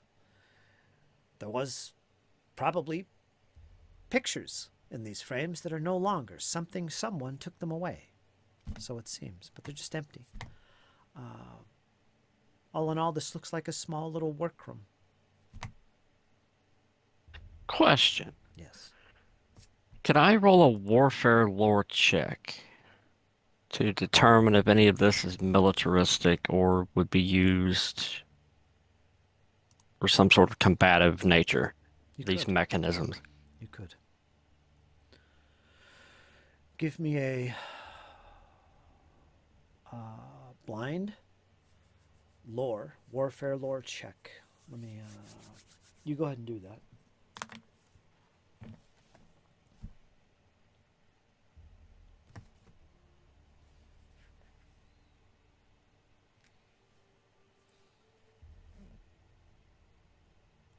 Elias, this kind of sounds like to me like they were laying traps.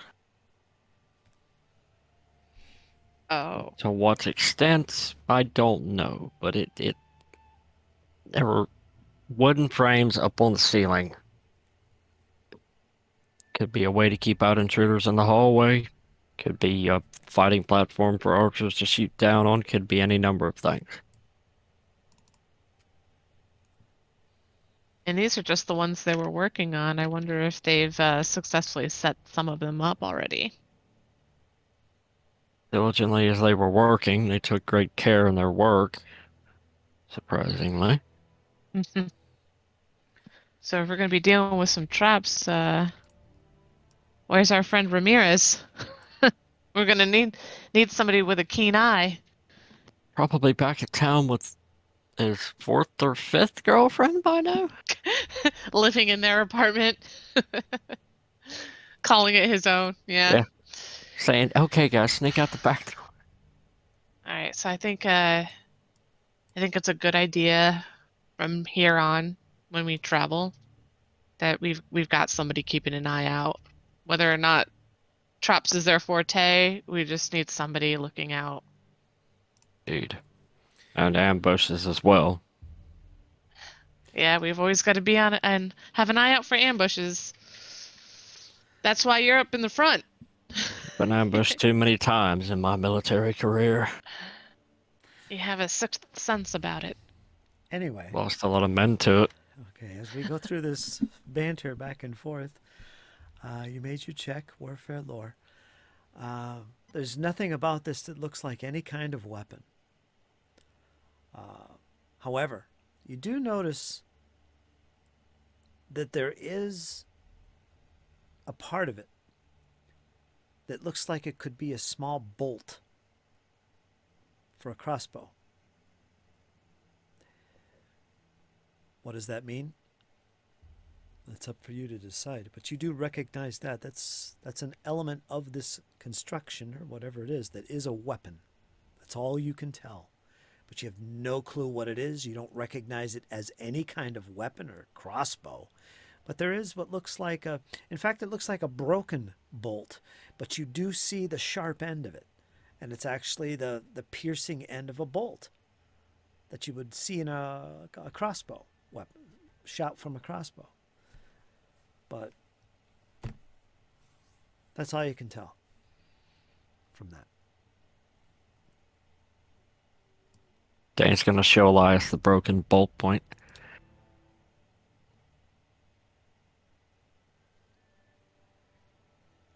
That looks a little painful if it was to hit you. I wonder what component this is used in this mechanism.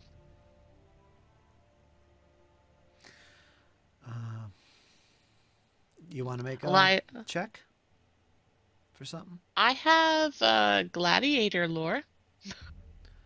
There are weapons in gladiator arenas and whatnot. They have traps and things like that. You could try any kind of recall knowledge with any skill you want. That's what Dane did. Recall knowledge, say, crafting. That would be like, wow, what is this thing and how does it work?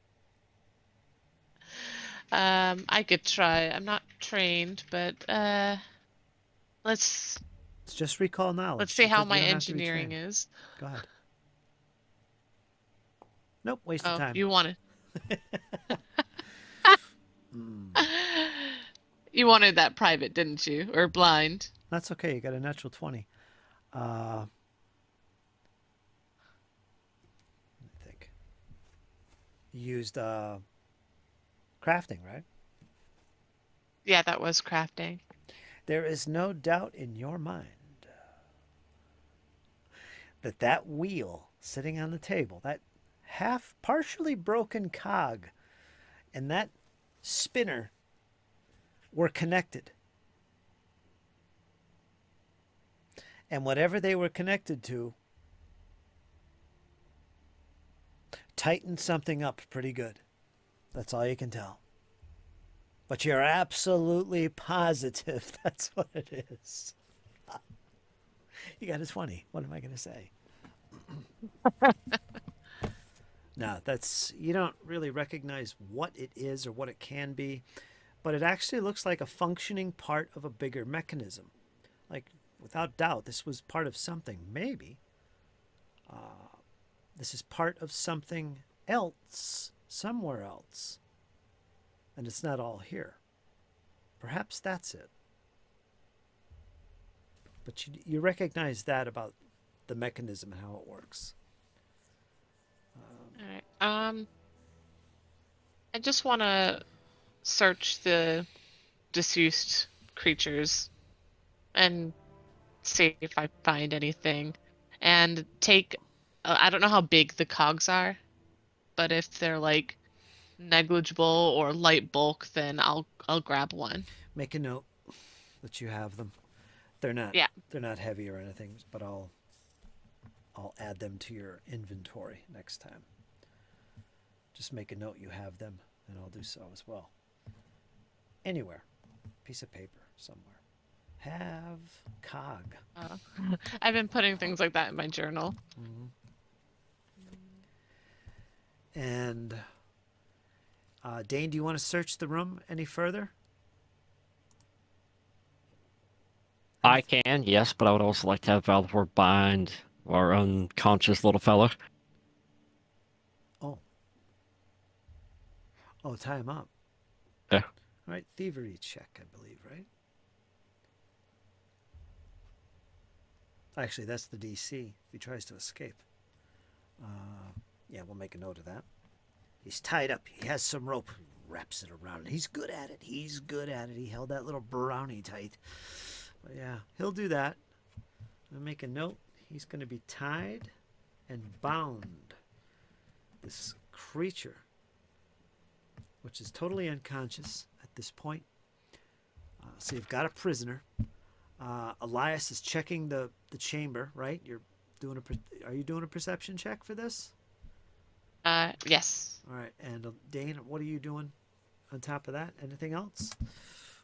Can I, for Dane, can I, not really going out the door, but can I sort of examine the door? Like, does it look like it's the same door style that we've ran into so far, where it's got a latch and then that stuff?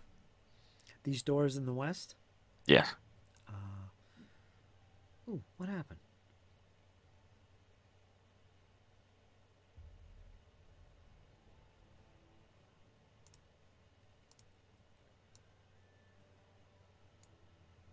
Where did the doors go? The icons are still on our. Yeah, the icons are still there. Oh, there they are. All right. I don't know what happened there. Yeah, these doors have latches on them. They look like they're in working order. Just like the one you entered in. It looks like this room has been used. They were in here, so they'd probably be using the doors. And it's probably the case with these two doors as well in the west. They just look like the original one. Nothing really unusual about them. They have latches. Okay. While Elias is searching the room, I'm gonna have Dane open the door and peek out. Which one? Put your mouse over the one. All right. He's going to take a peek. The other players can't see. What do you see, Dane? What do you see? Dane's gonna call back to Elias. It's another room. Looks like another door going up there. And this is on your map, Elias. You see this chamber, and this door leads to it. The other door. Elias just comments the fact that if we didn't have this map, this place, I could easily get lost here. You get lost here for days or weeks if we're not careful. And you also recognize on your map, down where Valafor is, that other door, which he steps away from, is also on the map, and that reveals a much smaller room. If you'd like to take a peek in there, you can do so. I'm actually going to get off for the night. You are. And then I'll pick back up with that perception check later. All right, let's do that. I'll tell you right now, your perception check, you did make it. No, you didn't. Go ahead and make it right now, and I'll tell you what it is before you go. 22. You got a 22, and nothing else stands out in this room. Everything. That's all right. No hidden compartments in the table or anything like that. That's pretty much what you find. And what we'll do is with that, we'll end the session. The mystery behind the next door is yet to be determined. And think about what you want to do, if you want to listen at that door or whatever, for the next session. But right now, you have a prisoner in your hands. He's bound. You're sitting in this room. I'll close the door. And yeah, you're in this little chamber. Okay? Okay, Rachel? Rachel still there? Okay, yeah, I'm still here. I'm also writing notes, so Okay. just reminding myself that one of the creatures is tied up. Okay. And we'll just pick up next week from there. All right, that sounds good. All right. All right, Rachel, you can go now. We'll see All you right, next to bed time. I go. Okay, Good night. Bye. Toodaloos. Good night. Thanks for playing. And God, it's down to me and you, Dane. Everybody else left us. All right, folks, I'm going to shut off the live stream now. Finish things up here with Dane for a little bit, and we'll be back again next time. It was good fun. More hiccups with this laptop, but it's all sorted now. Boy, it's beautiful. But anyway, next session, if it changes, and we're going to do earlier by probably not, because Dane does have that. He's having dinner at that time. We don't want to interfere with that, for sure. I totally understand that.